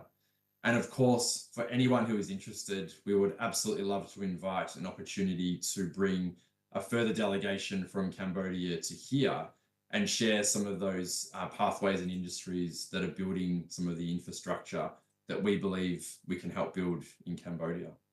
So thank you, Tom. Thank you, Mr. Crawford. uh, as your role of the CEO of the Geelong Chamber of Commerce, I would really love to thank you so much for your generosity and also your very practical focus on the ground outcomes and, you know, inviting Cambodians, inviting the leaders of Cambodia to Australia and this sense of mutual collaboration. This is not about Australia sending something to Cambodia. I think that from what you've just mentioned and from the dialogues that you've already presented in terms of, you know, connecting Cambodia to Australia through flights, through the universities, through your discussions with Excellency Chambaran Chambare, that this is a win-win opportunity between Australia and Cambodia. And this focus on rural development, this focus on working with that village level and the offer of, you know, Australian intellectual property, Australian knowledge to support the Cambodian villages is in the interest of Cambodia. But now we're seeing, oh, this is actually valuable for Geelong. This is valuable for a region in Australia and therefore valuable to every region in Australia. We would love to work with the leadership in Cambodia because this is in our interest as well. Yes, we want tourism and trade between Cambodia and Geelong, but also we want to create a future for our children. And also we want to see that depth of culture in Cambodia translated into Australia. And also we want to see deepening of this wisdom of Cambodia, you know, coming to Australia. So let's keep the dialogue open. We've got a lot of great questions for Dr. Deloy. I want to thank you, Mr. Jeremy Crawford, for your time today. You're in the chat. I will be involving you in any discussions with the API team, with the leadership of the community service organizations and the government leaders here in Phnom Penh. And we would be very keen to, create follow-up meetings with yourself and the the Chamber of Commerce team, and also Mr. T. Tan, who you mentioned, and the Australian Chamber of Commerce of Cambodia. So thank you, Tom. Very much looking forward to it, and very much looking forward to our trip in early 2025. Yes. Can we please give Mr. Jeremy Crawford, who has to leave now, a round of applause from the room? Maybe a wave so he can see. There's a very small screen there that he might be able to see. Yes, you're getting a thumbs up. Yes. Please, if you can make some time to meet with Mr. Crawford, please do so. He's a dynamic leader in Australia and definitely somebody who everybody should be collaborating with at this point. Thank you, Jeremy. Thank you. Yes, thank you, Akun. Brilliant. So very insightful words there from Mr. Jeremy Crawford, building on Dr. Deloy's presentation. Dr. Deloy's just gone off screen. I assume that is all good. Yeah. We are looking forward to being in Cambodia, being in Phnom Penh, so there's no technological hitches, or we can basically create the practical steps. So now I would like everybody in the room to stand up. You've been sitting for way too long. Can we ask everybody to rise? Please have a stretch for a moment. Can I see people standing up, or yes? Please take a moment and please say to the person standing next to you what you liked most in the presentation so far. So please speak to the person standing next to you, to your left or right, and say, what was the best thing that you got out of this presentation so far? And so now I would like to invite one leader from the floor. So please sit. Thank you for that. Thank you for your understanding. Just this little stretch break. Please, could I ask one leader from the floor to come forward and ask Dr. Hemanta Deloy your question, and then we'll go to questions from the online. Was there a particular question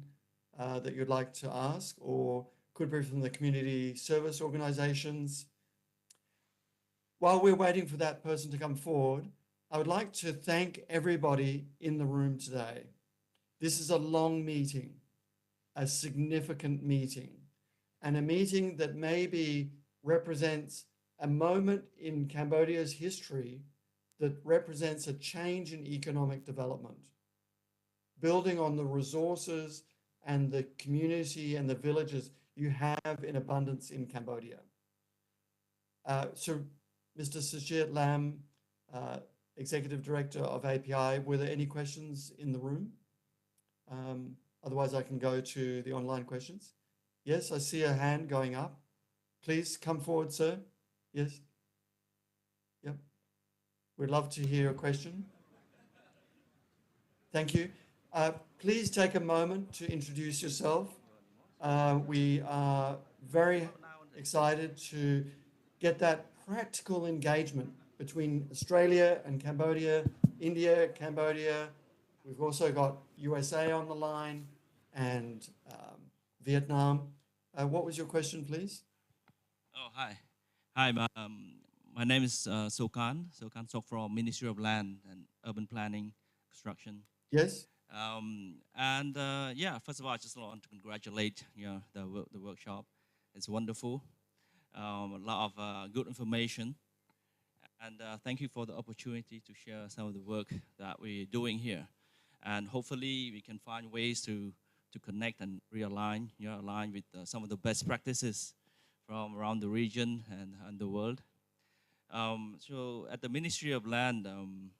we are in the first mandate, in the mandate 7, the new government. We are finishing the land titling. So as everyone knows, we've gone through the war. So all the land titles records have been abolished. So we're in the process of finishing that. So finally, in this mandate, in 1 or 2 years' time, we can say that we can issue all the hard land title to the people of Cambodia. So that would come to around 11 to 12 million land titles. So the second phase,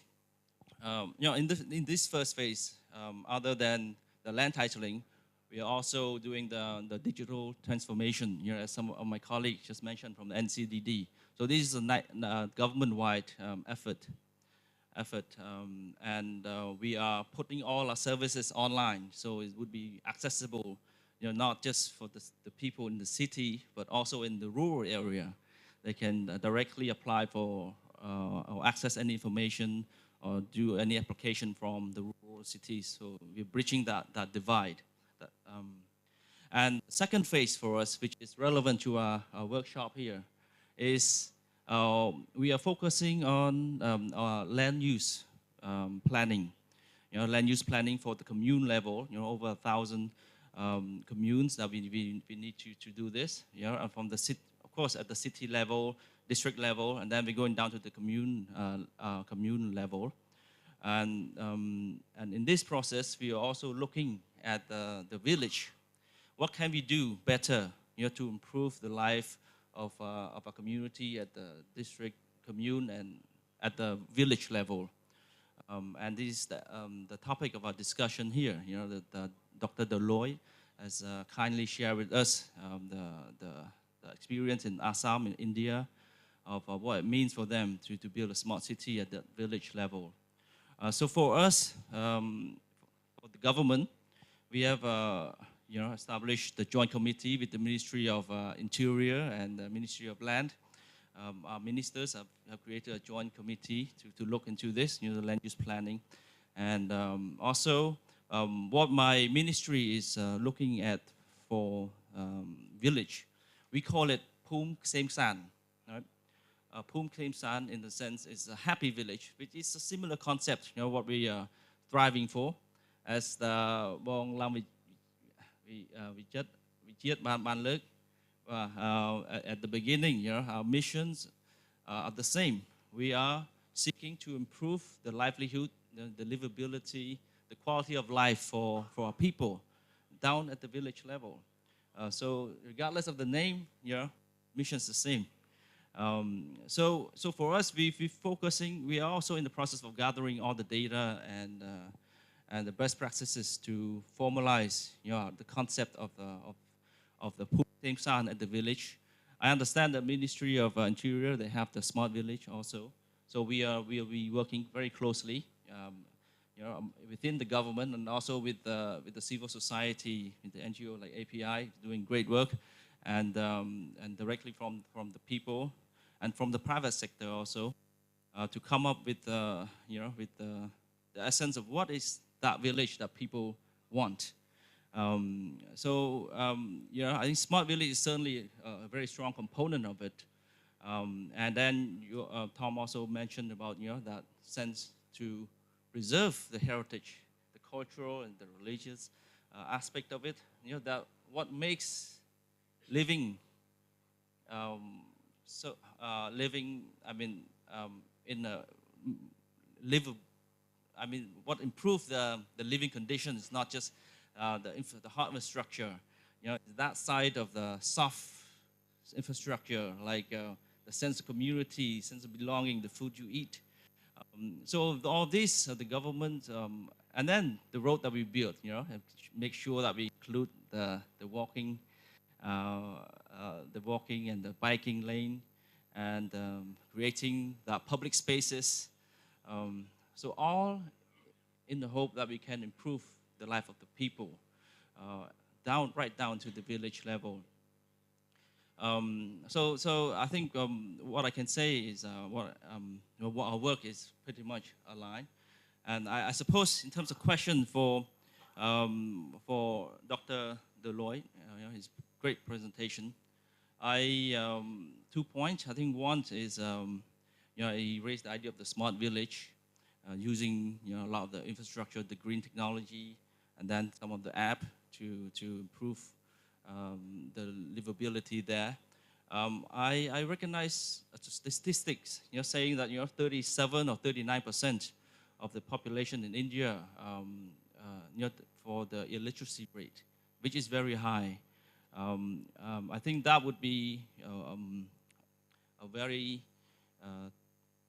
hard challenge to overcome. You're introducing a smart village, while much of the population, 37 is a very high number,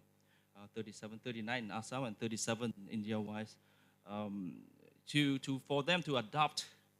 technology, like smartphone app and all. Would not be so easy when the literacy are low. I suppose that they would, in order to access our latest technology, I think one thing is you need to be able to read and understand. So I think I think that would be one of the point I want to ask Dr. Deloitte. How do you overcome that? How do you get the buy-in into this smart village? And the second point is regarding the funding for the COP29. I think this is the crux of it. Yes. You mentioned the commitment of the $300 billion at the meeting. That the real cost, would be somewhere around 1.3 trillion. So that's a quarter of the actual cost, on the, I suppose, the vulnerable nations that has endured much of the impact from climate change. I think for us looking at the village, we were just talking, I mean, we would love to tap into some of the funding. It would be very helpful for the government. I mean, we will come up with our own funding, but how best to tap into this? I think given your work and your experiences on this point, I think that would be something that I suppose, as you said, we keep the dialogue going, and we hope from my ministry and from the government, we hope to engage with civil society and international partners in order to find the right cooperation and solution for the people of Cambodia. So I think that's the two questions that I want to put forward to Dr. Deloy. Thank you very much. Thank you. Thank you. Just before I bring Dr. Deloy back on, firstly, I'd like to thank you, Your Excellency, for your leadership. Could I just get a show of hands from the room? Who likes this term, Pom Sing San? Can I see a show of hands? Is it correct, Pom Sing San? Yep, I see one thumbs up. Is there any, can I see a show of hands? Who likes this? Yes, fantastic. No, lots of hands, that's great. I think that this statement that you made, sir, and this comment, Your Excellency, from the perspective of the Ministry of Land, digitizing land titles, making things accessible online, looking at land use, you see the rich foundations in Cambodia and this coming online, connecting economically and engaging with the latest technologies. But then also, sir, your heart, your love for village Cambodia and improving the life of village Cambodians is also deeply apparent. I think that these questions that you've raised, very practical questions about language, about implementation, are very interesting because number one, they're very interesting topics, but number two, it shows that passion for Cambodia, that if somebody provides something useful, like Dr. Deloy or Mr. Jeremy Crawford, to pick that up and bring it to Cambodia. Dr. Deloy, I'd like to ask you to answer the question, but also I would like this to be the beginning of a dialogue, not the end. Dr. Deloy? Thank you, Your Excellency. You have asked some pivotal questions, and thank you for that. Thank you for your time and what you also explained about how the Cambodia is progressing across various aspects, including the village and other connectivity and all. They're phenomenal. They're fantastic. And I think your leadership is very much appreciated there. So two questions about the Indian 37% illiteracy rate and how to infiltrate to them in terms of the smart ideas and so on and so forth. Yeah, that's a real challenge. But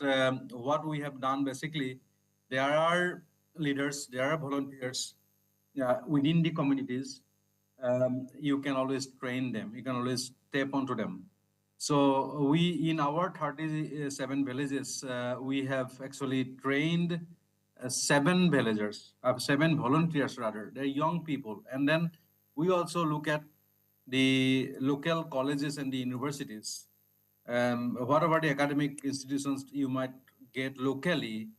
and those institutions are the one, they are actually social institutions. They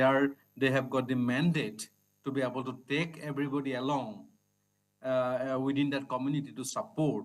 So I think that also gives us the opportunity to really educate those illiterate people through those institutions using the volunteers. So I think that's one of the areas that we can always work alongside the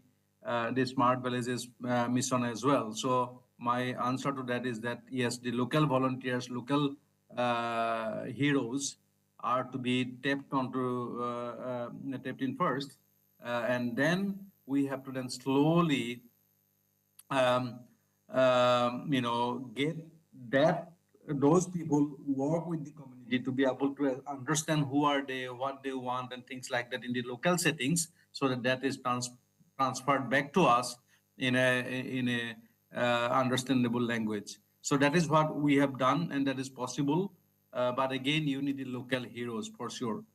Again, in the context of India, the 37% illiteracy rate is a very ballpark figure.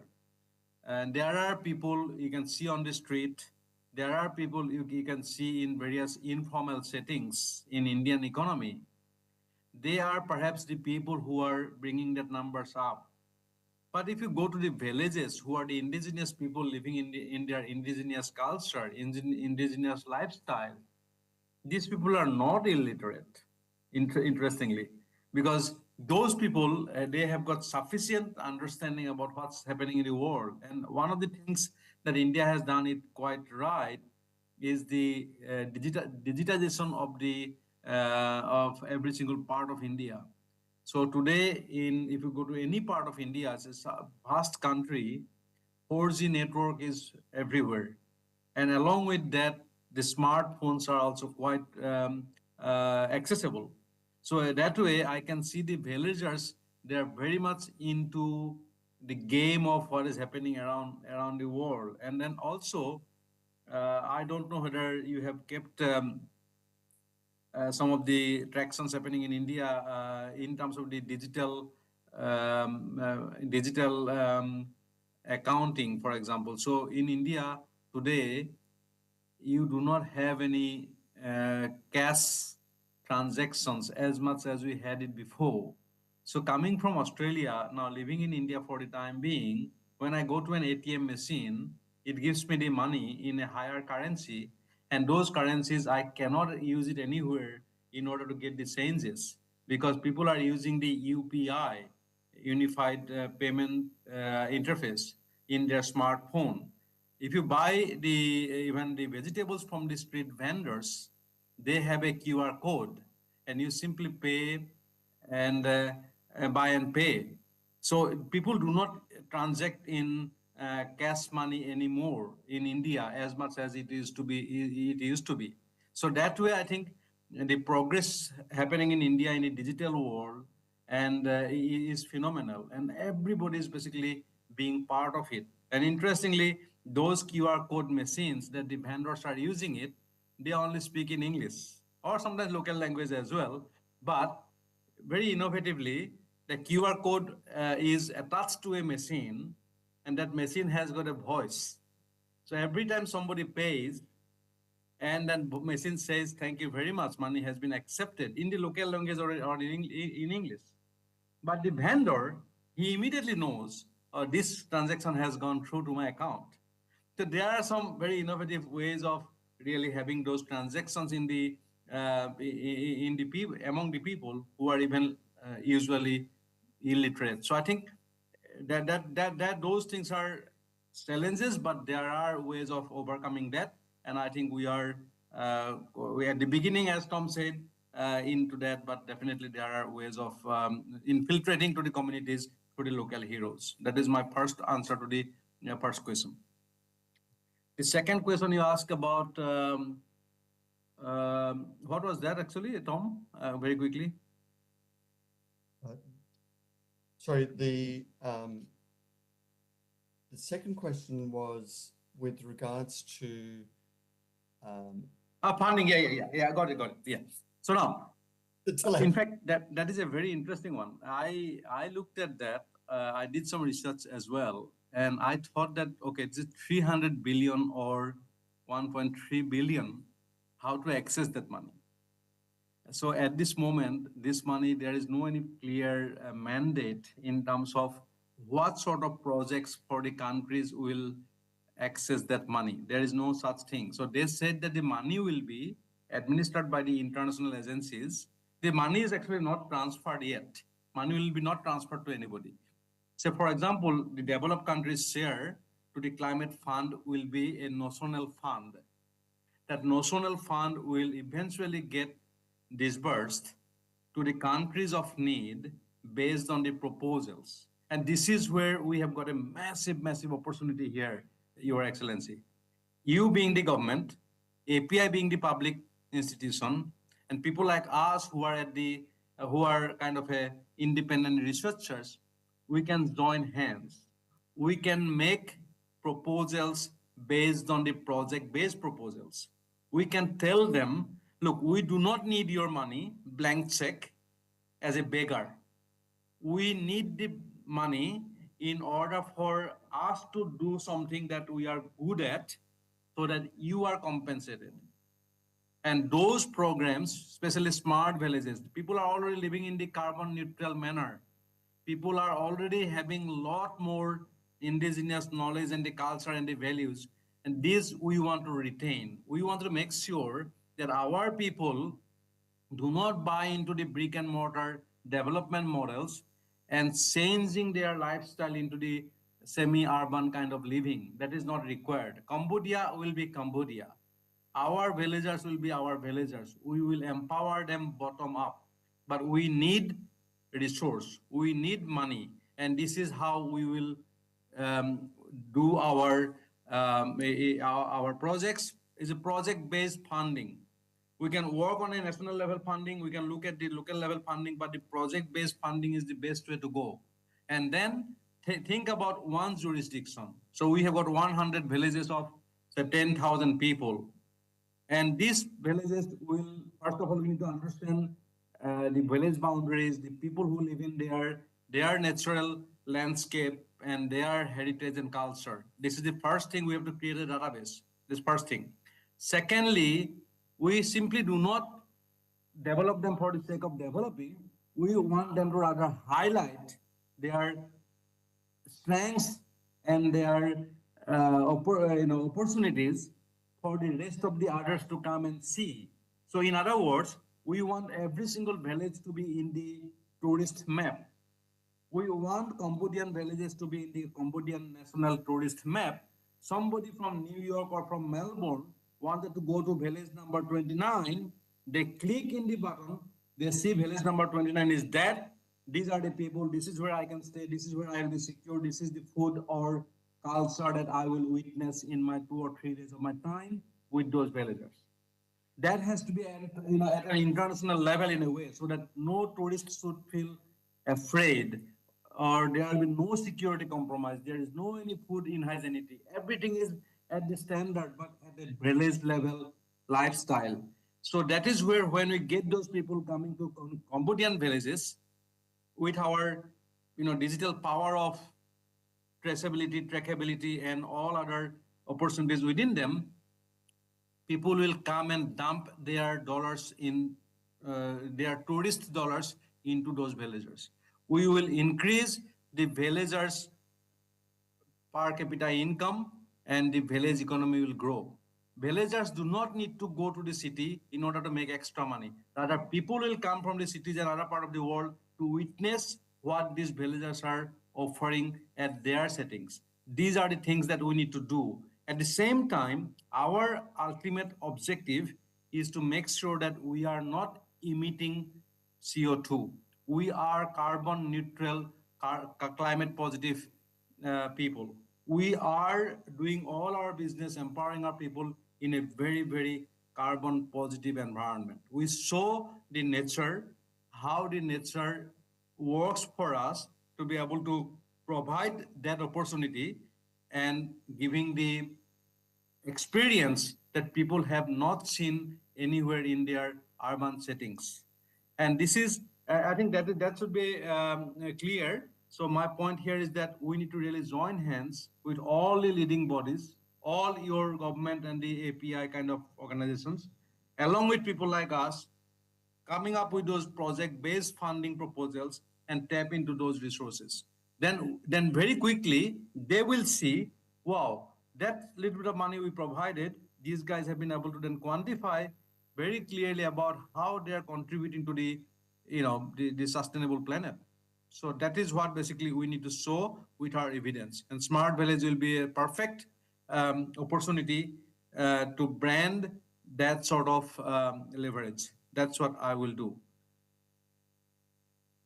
That's a wonderful offer, Dr. Deloy. I think that the extraordinary thing that we see here today is your vision to support the 40% of the world's population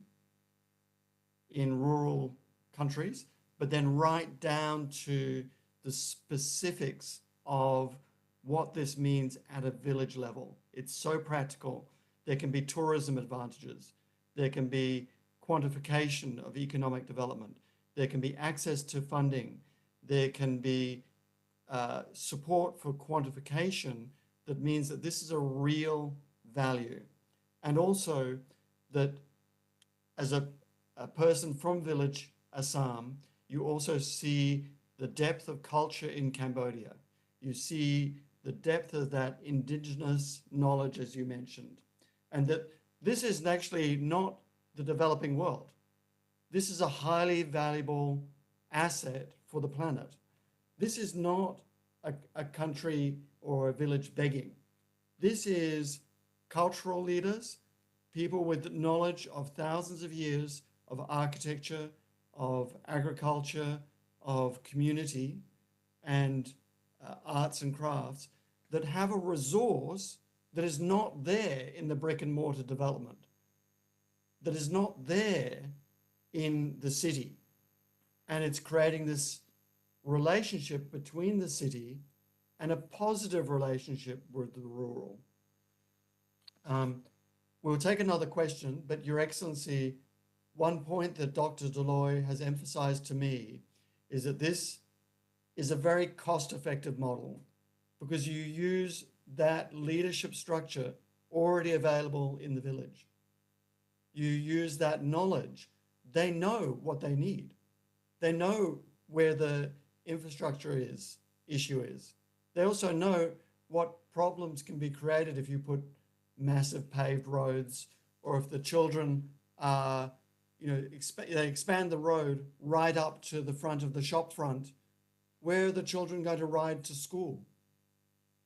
We know that these issues are there, and it's right at that level. The funding is very efficient and the activity is very efficient, and the Cambodians know the future that they want at that village level. So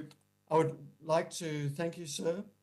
for your questions, Your Excellency, and we would love to work more closely with the Ministry of Land Development. And I would also like to invite you, and I've just posted in the chat, Mr. Samut from API will facilitate one-to-one meetings at lunchtime. So a 5-10 minute meeting catch up, just to go next step, just to understand what would be the first thing, information, next steps that you would like to take. Obviously, Dr. Deloy is very busy in the next weeks with the conference, but we can schedule and take action. So now I'd like to go to a question online, and I'd like to basically, just to keep it lively, I'm going to give Dr. Deloy some rapid fire questions from around the world. Are you up for that, Dr. Deloy? Yes. So this is questions from the room, and I'm just pulling this up. So if you'd like to have your question answered, so I won't answer every question today, but Dr. Deloy and I will record answers and provide information to each and every question here. So I'd like to firstly ask this question about this. The translators, can you translate the word brain drain? So when people go from the village to the city, there's a drain of brains, okay? There's loss of knowledge. Everybody wants to go to the city for the big opportunity, but this has caused a huge problem as well. So this is the rapid fire section of questions, Dr. Deloy, but can you just give us 1 minute on how we can address that brain drain, that loss of knowledge from villages to city in Cambodia? 1 minute. Tom, thank you. And again, it will be simply a reverse brain drain. People will simply come and take their opportunities at the cities to be able to showcase to the world. And if you take an example of a recent pandemic a few years ago, who are the people who were suffering the most? The people who lived in the cities in the higher-rise apartments. Who are the people who did not even see the lockdown? Ask some villagers in Assam and India, what is lockdown? They said, what is lockdown? We have not seen the lockdown anywhere. All they have done, they simply closed the village boundaries. Nobody should come from other villages to the village, but within the village, everything is fine, no virus. So that means our village has got everything. And the brain drain today that we can see from the village to the rural is because we have not been able to really nurture, highlight, appreciate, and and providing the right sort of credit to the village level knowledge, heritage, and their opportunities. The moment we create you see the people will come back. Today, I come from Australia all the way back to India, back to village, back to Assam. Why? Because I can see the opportunity today. There will be many of my kind of people, they would not simply stay outside for the sake of the economic benefits. I went to Australia with as an economic migrant. But today, I don't need to do that because I can see what I can offer from my village back in Assam is much more valuable than what I otherwise can do from Australia. So I think this is what is going to see the rapid reverse brain back into the village centers. Wonderful answer. I think that the reverse brain drain is going to be translated wonderfully into Khmer. I'm wondering how the translators are going with that. But this idea of knowledge from the cities going back to the village, and such a practical example of that pandemic time lockdown and the villages coping so well. So the next rapid fire question is, is it possible to implement smart village model with no digital infrastructure or tools? Answer is yes. Answer is yes, but I have to say that what is smart village? Give me 1 minute to explain. So I am not simply, reinventing the wheel to define the smart village other than what is already out there, and many of us will know. So today we just take, one of our most prestigious esteemed body, United Nations. United Nations has come up with the Sustainable Development Goals, and in year 2000 also we come up with the Millennium Development Goals. Quite similar in a way. So this is all about, basically, we are saying that these 17 goals, if you apply,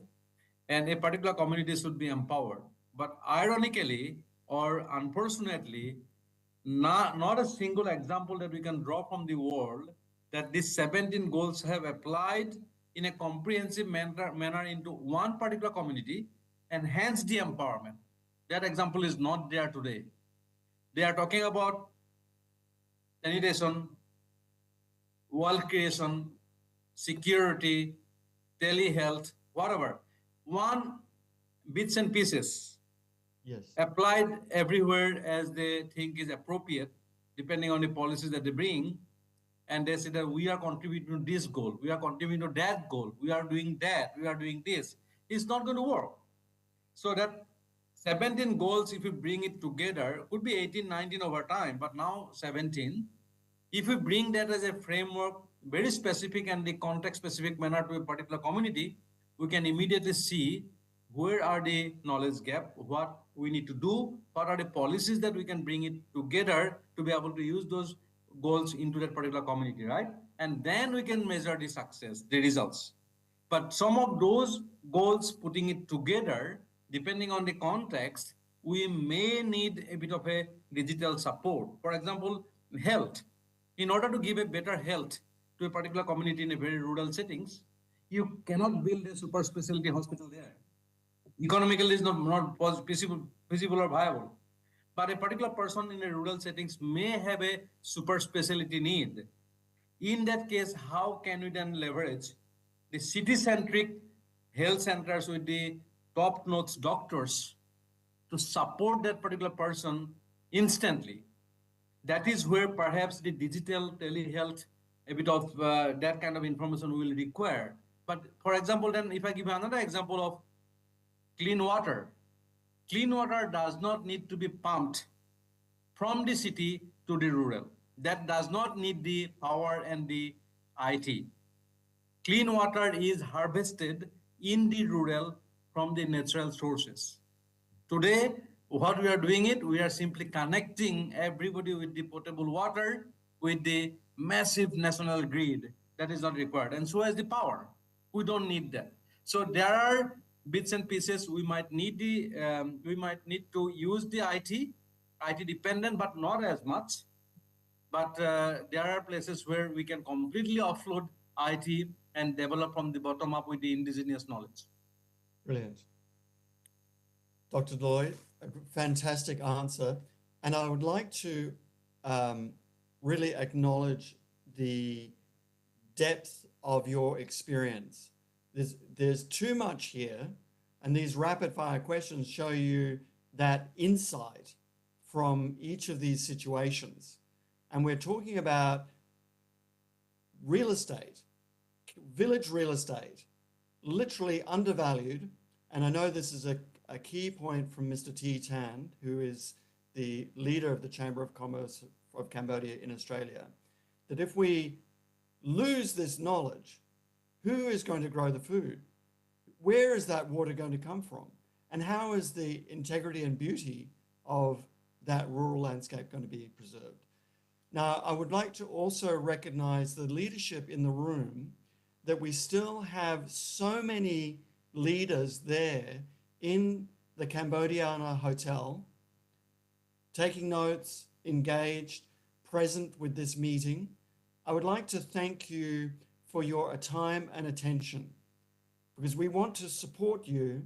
and we can get a sense that there's the interest in the room from the Cambodiana.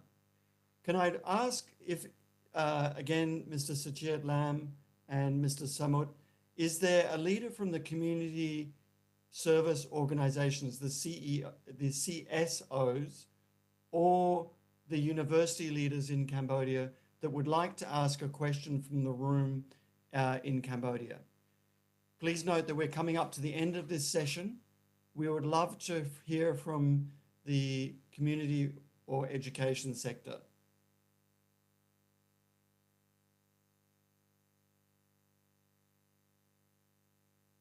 Is there a question coming from the room? I can see people looking around. A community service organization. It can be a brief question.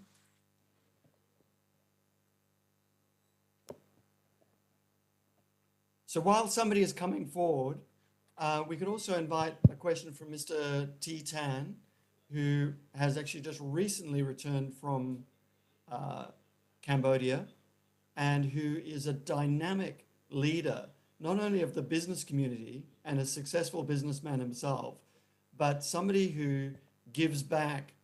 so much to Cambodia. He should be recognized, awarded for his passion. We can also take a question from Mr. Titan.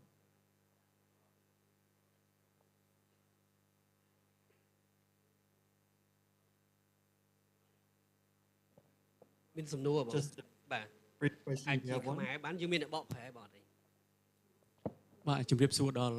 លោកអាយដាមគណៈអធិបតីលោកស្រីទាំងអស់ហើយព្រមទាំងលោកដែលសម្របសម្រួលពីអូស្ត្រាលី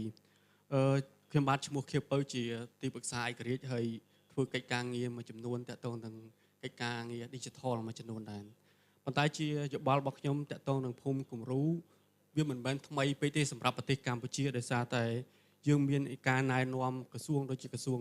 អាយដាមបានជម្រាបចឹងក្រសួងដែនដីគឺណែនាំអំពីភូមិខ្សែមសានហើយបានអនុវត្តភូមិខ្សែមសានជាភូមិគំរូហើយក្រសួងអភិវឌ្ឍជនបទបានអនុវត្តតាក់ទងនឹងភូមិគំរូហើយនឹងក្រសួងប្រៃសណីក៏បានណែនាំហើយនឹងអនុវត្តតាក់ទងទៅនឹងភូមិ Digital Technology នៅក្នុងខេត្តតាកែវបានធ្វើការសាកល្បងហើយទៀតសោតនៅសៀមរាបគេហៅថាជាក្រុងឆ្លាតវៃជា Smart City ផងដែរហើយ GIZ ក៏បាន interview តាក់ទងទៅនឹងភូមិគំរូដែលការគ្រប់គ្រងអនាម័យល្អនៅក្នុងភូមិវត្តបូដែរអញ្ចឹងមានន័យថាក្នុងប្រទេសកម្ពុជាគឺយើងមានការអនុវត្តតាក់ទងនឹង Smart City ដែលគោលបំណងរួមគឺធ្វើយ៉ាងម៉េចដើម្បីឲ្យប្រជាពលរដ្ឋហើយនឹងអ្នកផ្ដល់សេវាសាធារណៈបានទំនាក់ទំនងគ្នាហើយធ្វើម៉េចបានសុខុមាលភាពរបស់គាត់បានល្អប្រសើរជាសំណុំពរទៅវិញទេគឺខ្ញុំគិតថា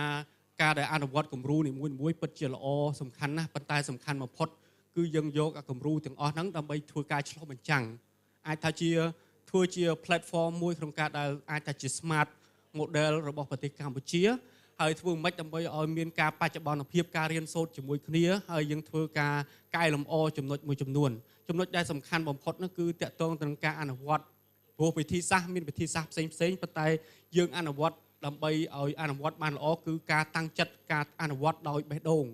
គឺធ្វើការដើម្បីធ្វើម៉េចដើម្បីបម្រើឧត្តមប្រយោជន៍រួមទាំងអស់គ្នាធ្វើម៉េចដើម្បីឲ្យប្រជាពលរដ្ឋយើងបានទទួលសេវាកម្មហើយសេវាកម្មនោះទៀតគឺសេវាកម្មប្រកបដោយគុណភាពប្រសិទ្ធភាពសម្រាប់ខ្ញុំជាប្រជាពលរដ្ឋខ្មែរខ្ញុំគិតថាពិតជាល្អមែនទែនហើយយើងអាចធ្វើបានសម្រាប់ភូមិគំរូនៅប្រទេសកម្ពុជាហើយយើងអាចដកស្រង់បទពិសោធន៍តាមរយៈគំរូនីមួយៗរបស់ក្រសួងមួយហើយនឹងរបស់គម្រោងនីមួយៗនឹងការធ្វើកិច្ចការទាំងអស់នេះសម្រាប់ខ្ញុំជឿជាក់ 100% ថាយើងអាចធ្វើបានសូមអរគុណ Hello Tom, may I contribute 1 minute? Okay. It's a wonderful observation. I didn't catch the organization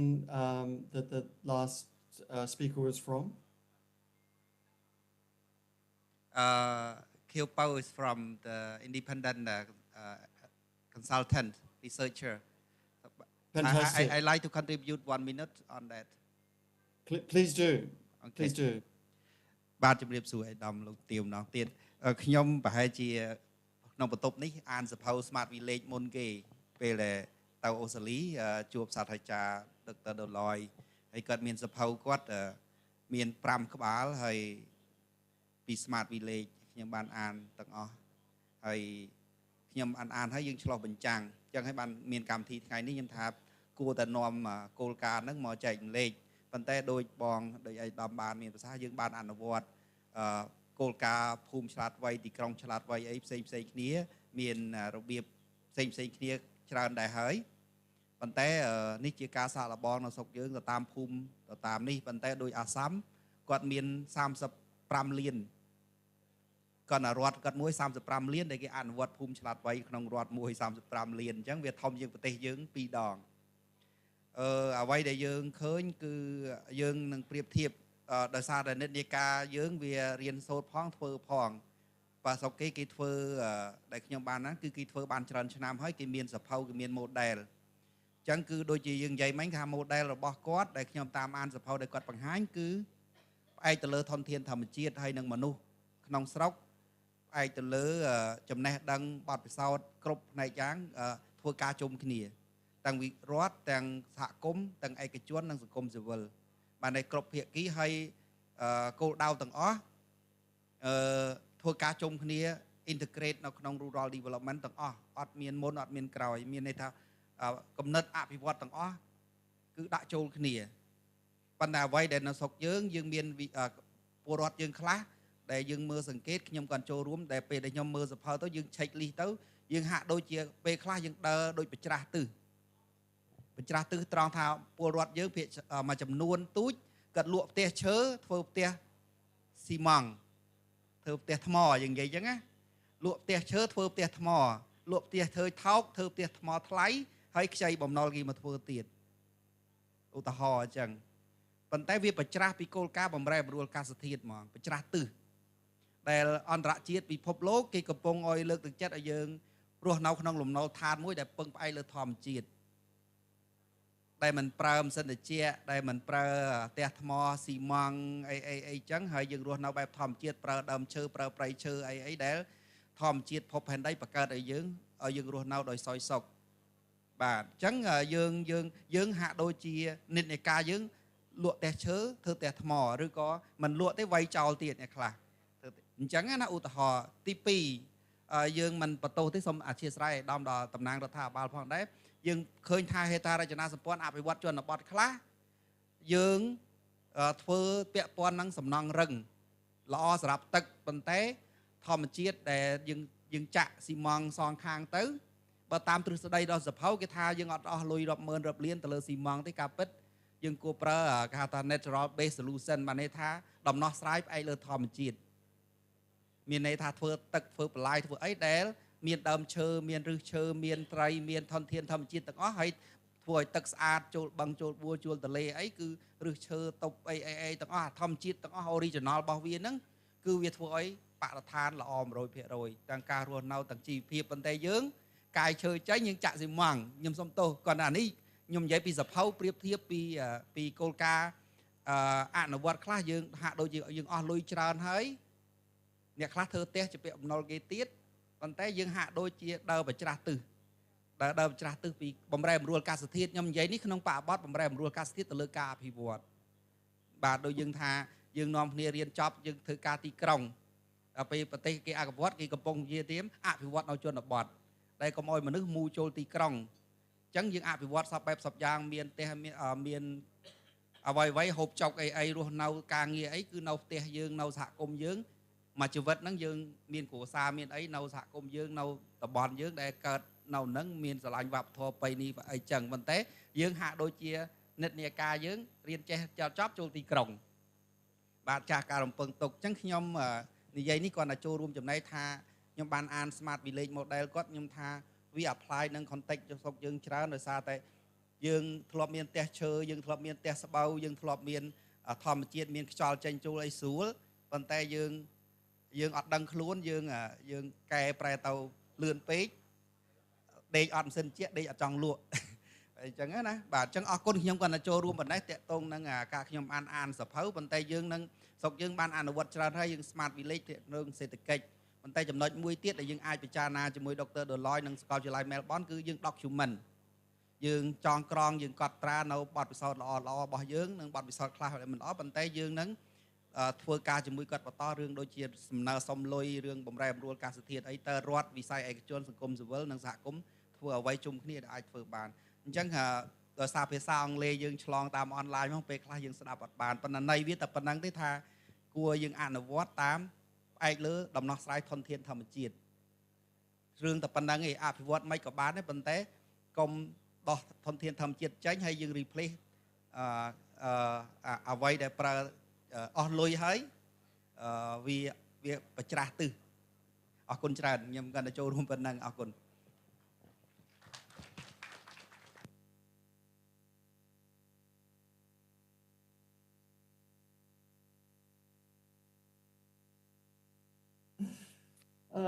Nothing like leaving mute on to keep you quiet. Thank you, Mr. Sachiat Lam. That was a wonderful comment. I would like to mention that we're about to finish, so we have just a few minutes left, and we want to keep some time available for recognizing the incredible team and engagement in this meeting. I think the main point here is Mr. Lam really being able to bring together this community, bring together this policy knowledge, but also we're seeing the level of expertise in the room. We're seeing the, digital infrastructure, the community engagement, the level of implementation already happening in Cambodia. And we need these organizations such as API that can help build this bridge. As you mentioned, a bridge in language, a bridge in technology, a bridge in culture, and this ability to bring all of these groups together to create this dialogue and to see the mutual contributions, but also how this can benefit each of the stakeholders. I will just post in the chat a question and just please answer against this. Would a follow-up meeting, and this would be supported from the Australian side, but we would love to, number one, invite people to have a brief meeting at lunchtime, and Mr. Subut can, facilitate that connection and just speak to anybody from the very capable API team, the very professional team. And we would be happy to meet with you very briefly to talk about next steps, and we'd love to talk to the leadership. I know that I'm between lunch and some very hungry Cambodians, so I don't want to hold you off. We here in Australia happily had lunch, and it's breakfast time in India. So now, basically, I just wanted to request a very quick comment from Mr. T. Tan, and then I'm going to move to the vote of thanks for Dr. Deloy, for the leaders, the ministry leaders, the community service leaders. Dr. Deloy actually needs to leave. So if I could just move to saying thank you to Dr. Deloy. And then I believe that we should actually come back to the room at the Cambodiana. And maybe Mr. Titan, you could give a closing comment as well. So firstly, I would like to thank you, Mr. Dr. Deloy, for your leadership. Leadership that is both global in scope, visionary in terms of leading 4-5 billion people on the planet, and recognizing their heart, their value in community, their connection to the environment, and their opportunity to provide leadership and empowerment and value, to provide tourism opportunities, to provide food and water, to nourish the soul, the heart, and the body.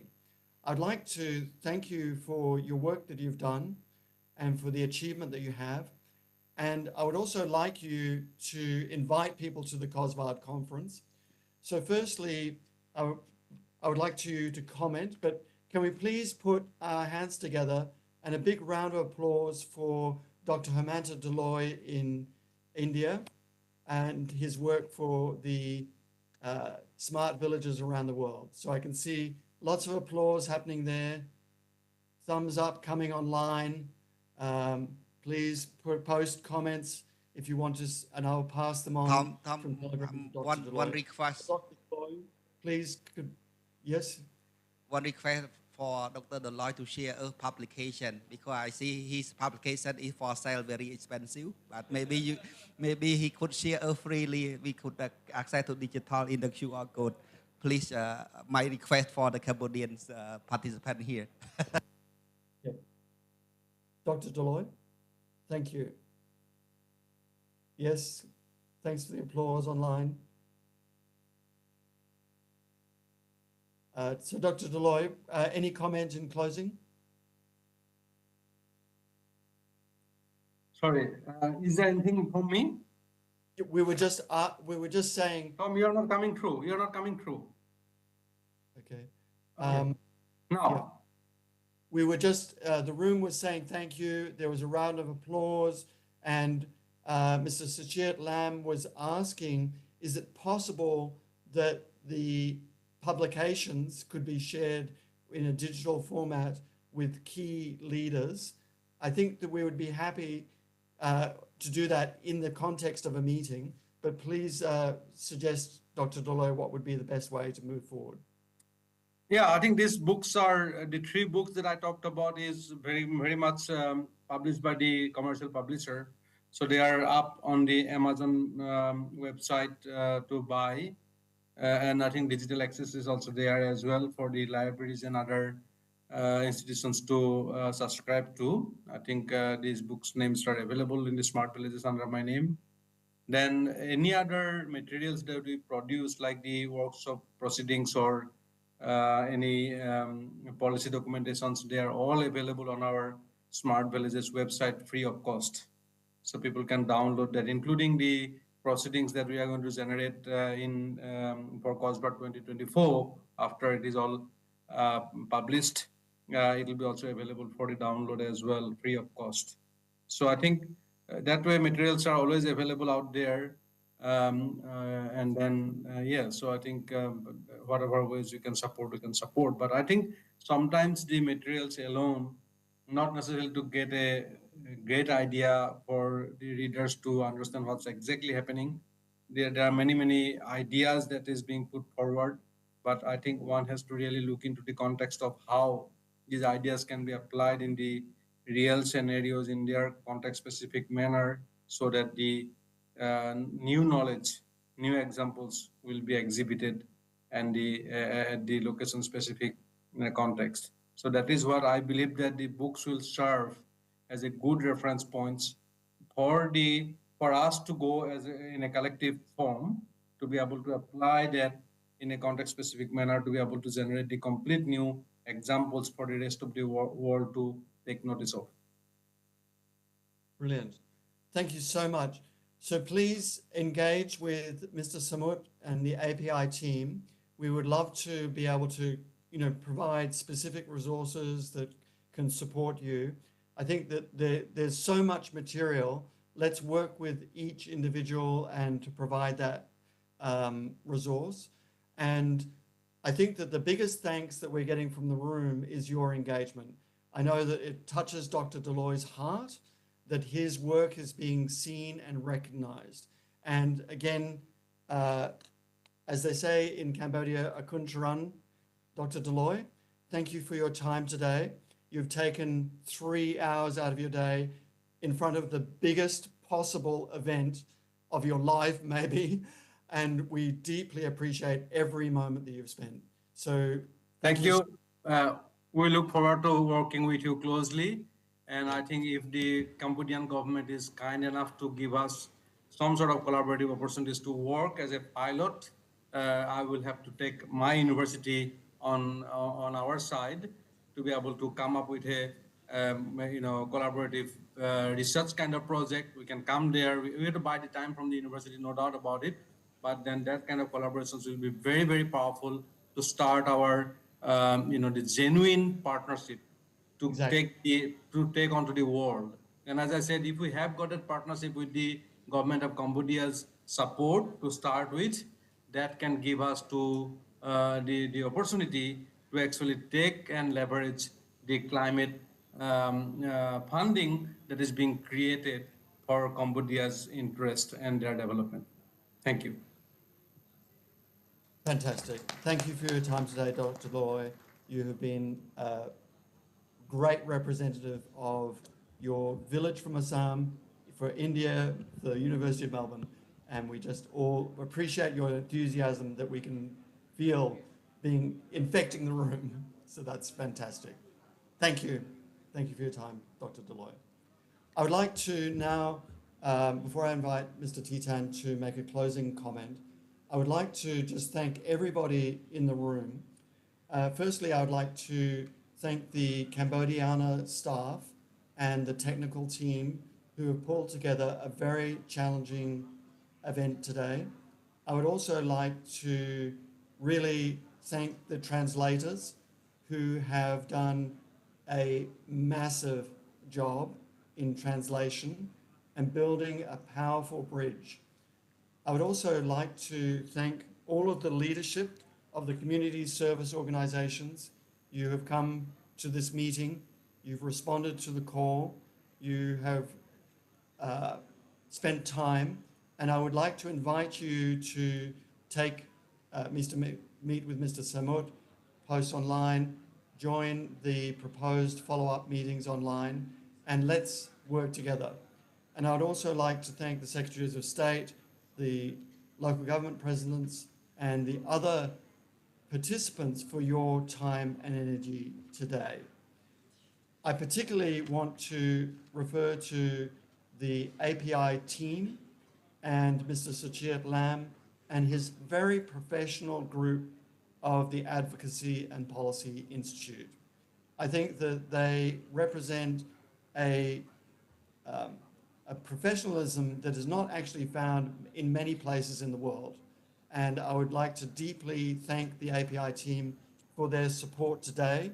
from the very beginning of winning the grant, gaining the donors, bidding all the stakeholders together, working tirelessly day and night to really provide excellent value. So I'd like to ask everybody to put their hands forward together for the API team. And please engage with them to join for either one-to-one follow-up meetings right now, or work with them to obviously support them for future grant applications and meetings. Thank you, API, coming online. And if we can show some gratitude to the API team in the Telegram chat, we would love to see that. A thumbs up, an emoji. Yes, thank you, everybody. We are so excited by the achievement. I won't go through all of the thank yous. There is a huge list of individuals. I would like to also now invite Mr. T. Tan. Thank you, coming from New Zealand. Great meeting from Mr. Stuart Vernon. I would like to now invite to make a closing comment Mr. T. Tan, and then we will now hand back over to the API team to move to lunch, which I would love to be tasting some wonderful Cambodian food, but maybe in a couple of months' time. Mr. T. Tan is the leader of the Cambodian Chamber of Commerce. He is a community leader, a business leader. He has extensive experience in international relations. I'm closing up now, so I'd like to just hand the microphone to Mr. T. Tan. Unmute, please. Unmute. បាទតាំងនានឲ្យអ្នកកាន់កម្មវិធីក៏សូមថ្លែងអំណរគុណផងដែរ Yes. Hello. Can you hear me, Tom? Yes, brilliant. Thank you. Okay. Now, thank you, everyone. My name is T10. I am one of the Cambodian born in Battambang. I came over to Australia in 1983, the 16th of June. And since last year, 2023, I have the Cambodia Chamber of Commerce from Phnom Penh came to Australia and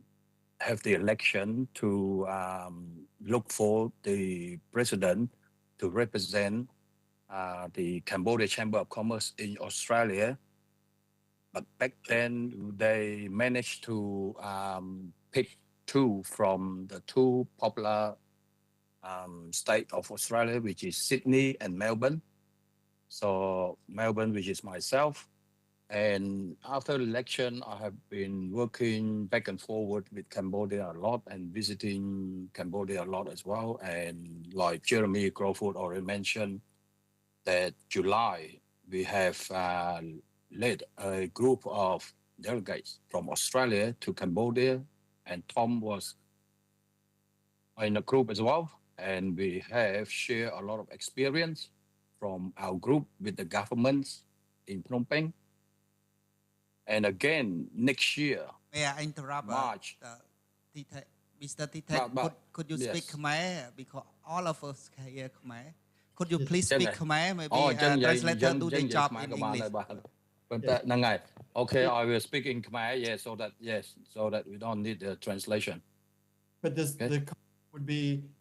most exciting to hear what your reflection was on the smart village, and we realized that we would like to let the Cambodian to have to go take the break. Yes. Okay អញ្ចឹងខ្ញុំសូមនិយាយជាភាសាខ្មែរព្រោះដោយសារតែខ្ញុំ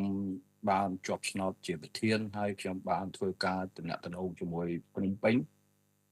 ច្រើនហើយ11ខ្ញុំត្រឡប់មកវិញទេក៏ប៉ុន្តែខ្ញុំគ្រាន់តែ Smart Village ដែលខ្ញុំបានជជែកមួយធំជាច្រើនដែរជាកំណត់មួយល្អប៉ុន្តែខ្ញុំគ្រាន់តែថា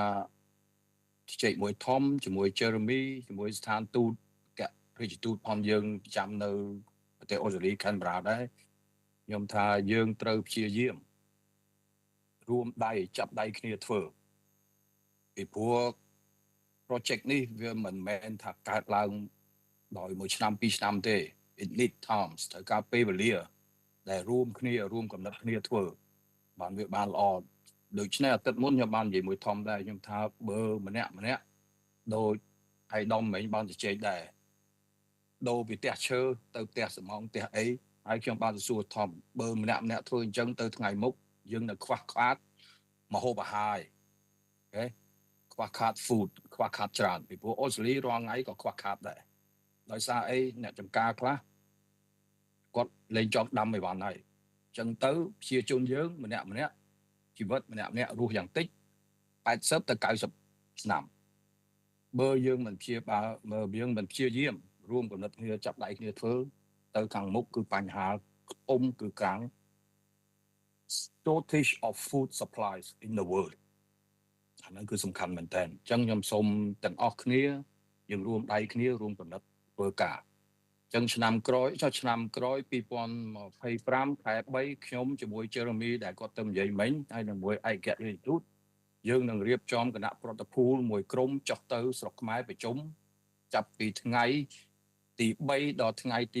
6ខែ3អញ្ចឹងសូមអាយដាមជួយកត់ផងថ្ងៃទី3ដល់ថ្ងៃទី6ខែ3អញ្ចឹងយើងមានខាង industry គឺ agriculture ហើយនឹងខាងដូច Jeremy បាន mention ដែរពលានយន្តហោះគេនឹងចង់សហការជាមួយខ្មែរយើងហោះ direct ពី Melbourne ទៅខ្មែរយើងអញ្ចឹងខ្ញុំនៅប្រទេសក្រៅនេះខ្ញុំនឹងព្យាយាមរួមកំណត់ធ្វើការជាមួយពួកខាងប្រទេសក្រៅដើម្បីយកពួកគាត់ដែលមាន skill មានបច្ចេកទេសទៅជួយប្រទេសជាតិយើងអញ្ចឹងខ្ញុំសូមអរគុណប៉ុណ្ណឹងសូមរួមកំណត់គ្នាធ្វើអញ្ចឹងយើងបានដូច Dr. Deloy ដោយឯកឧត្តមមិញក៏បាននិយាយដែរក៏ Melbourne មកខ្ញុំមានជួបឯកឧត្តមដែរទៅប្រជុំនៅ Melbourne of University កំណត់នឹងក៏ល្អប៉ុន្តែយើងត្រូវរួមដៃគ្នាចាប់ដៃគ្នាធ្វើដូចខ្ញុំបាននិយាយមួយបើចកឹះមើលមកគូវាស្រួលកាច់បាក់ទេបើចកឹះមកបាច់10ដើមយើងកាច់ងាយបាក់ទេអញ្ចឹងកំណត់យើងរួមគ្នាមកគឺធ្វើទៅវានឹងបានជោគជ័យហើយសូមអរគុណច្រើនបាទអូខេ Thank you Tom Thank you, Mr. T-Tan. Thank you for those comments. And wonderful you can speak directly and frankly in Not a problem. And it's lovely to hear your passion translated back into English. So I'd like to once again thank everybody in the room for your engagement today. I have been very touched to see the level of interest. I am passionate about Cambodia. I love the culture, I love the people, the countryside, obviously the beautiful temples and Siem Reap. And I believe that we're seeing the very best of Cambodians' leadership because this is the best of the ancient world, the best of the culture, the beautiful monks circulating through every village, everything that's beautiful and that we love about the flower of Cambodia, plus this opportunity to lead in terms of technology, this opportunity to lead in terms of development, but this opportunity to create a pathway that is different from just rolling out some commercially viable but culturally insensitive development model. So we have an opportunity in our hand. I would like to invite any of you to meet with myself and Mr. T-Tan right now, 5 or 10-minute meetings. API team and Mr. Samut can facilitate that. And also, we will obviously be following up with you online via Telegram. So once again, I will hand it back over to Mr. Patu, your wonderful facilitator there, MC in Cambodia. And we would just like to thank you from the bottom of our heart for all of your time and energy today and the work that you're doing for the Cambodian community. And please let us support you. Thank you very much. Akuncharan. Thank you. បាទតាំងអ្នកកាន់កម្មវិធីក៏សូមថ្លែងអំណរគុណដល់ថមដែលបានចូលរួមសម្របសម្រួលនៅក្នុងកិច្ចបទបង្ហាញអនឡាញនេះហើយក៏សូមថ្លែងអំណរគុណដល់វាគ្មិនរបស់យើងទាំងអស់នៅក្នុងអនឡាញបាទទាំងរួមទាំង Dr. Deloy ផងដែរបាទអញ្ចឹងឈានចូលទៅក្នុងពេលវេលានេះផងដែរក៏ខ្ញុំបាទសូមគោរពអនុញ្ញាតថ្លែងអំណរគុណសារជាថ្មីដល់អាដាមលោកជុកទាវលោកស្រីទាំងអស់ដែលមានវត្តមាននៅទីនេះចំណាយពេលរយៈពេលមួយព្រឹកហើយក៏សូមគោរពអញ្ជើញលោកស្រីពិសាភោជនីយដ្ឋាននៅអូតែតែម្ដងបាទក្រុមការងារនឹងចែកជូនគូប៉ុងនៅខាងក្រៅហើយយើងនឹងពិសាអាហារនៅខាងក្រោមបាទនៅខាងស្ដាំលោកអាដាមលោកជំទាវចុះទៅនៅខាងក្រោមនៅខាងស្ដាំដៃហើយសម្រាប់ពេលវេលានៅពេលរសៀលយើងនឹងបន្តកម្មវិធីរបស់យើងនៅម៉ោង 1:30 នាទីបាទបន្តទៅទៀតបាទអញ្ចឹងសូមសម្រួលអិយាប័តសូមអរគុណ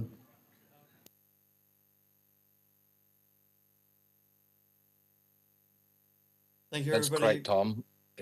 To me, it's a very successful meeting, first meeting, and I just couldn't believe that we get so many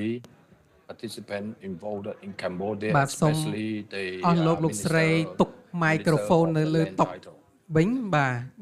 ដល់ពួកអ្នករសៀលយើងនឹងបន្តទៀតបាទអញ្ចឹងសូមដាក់ microphone នៅលើតុបាទសូមអរគុណ Yes, we're happy to meet with anybody in the room if that's Yeah. yep. No, it's a good meeting. It's a good outcome, Tom. It's excellent. Thanks for your time, your effort that you put into this to organize this, to make it happen. Yes. Well, And like I said, it will take time, you know, and especially we got that minister from the urban and things like that. If he contribute. Yes. T, I'll just check that we're not still Left. broadcasting in the meeting. But yes. Oh, right, okay. But I'll also check with Samut because the idea potentially we might have a meeting now. It was not essential, but we'll see. Just give me one. Not a problem. No problem. But I think that we actually I'll just look at the Zoom. I've actually got the whole Zoom meeting here. So we could also engage with the other participants online. So I will check with the host. So because we have the group online, we'd be happy to also take questions from the online participants. Yep. So I'll just see if we can unmute the participants online. Please let us know in the chat if you've got a question, and I'll just talk to the tech team there to see if we can unmute from that side.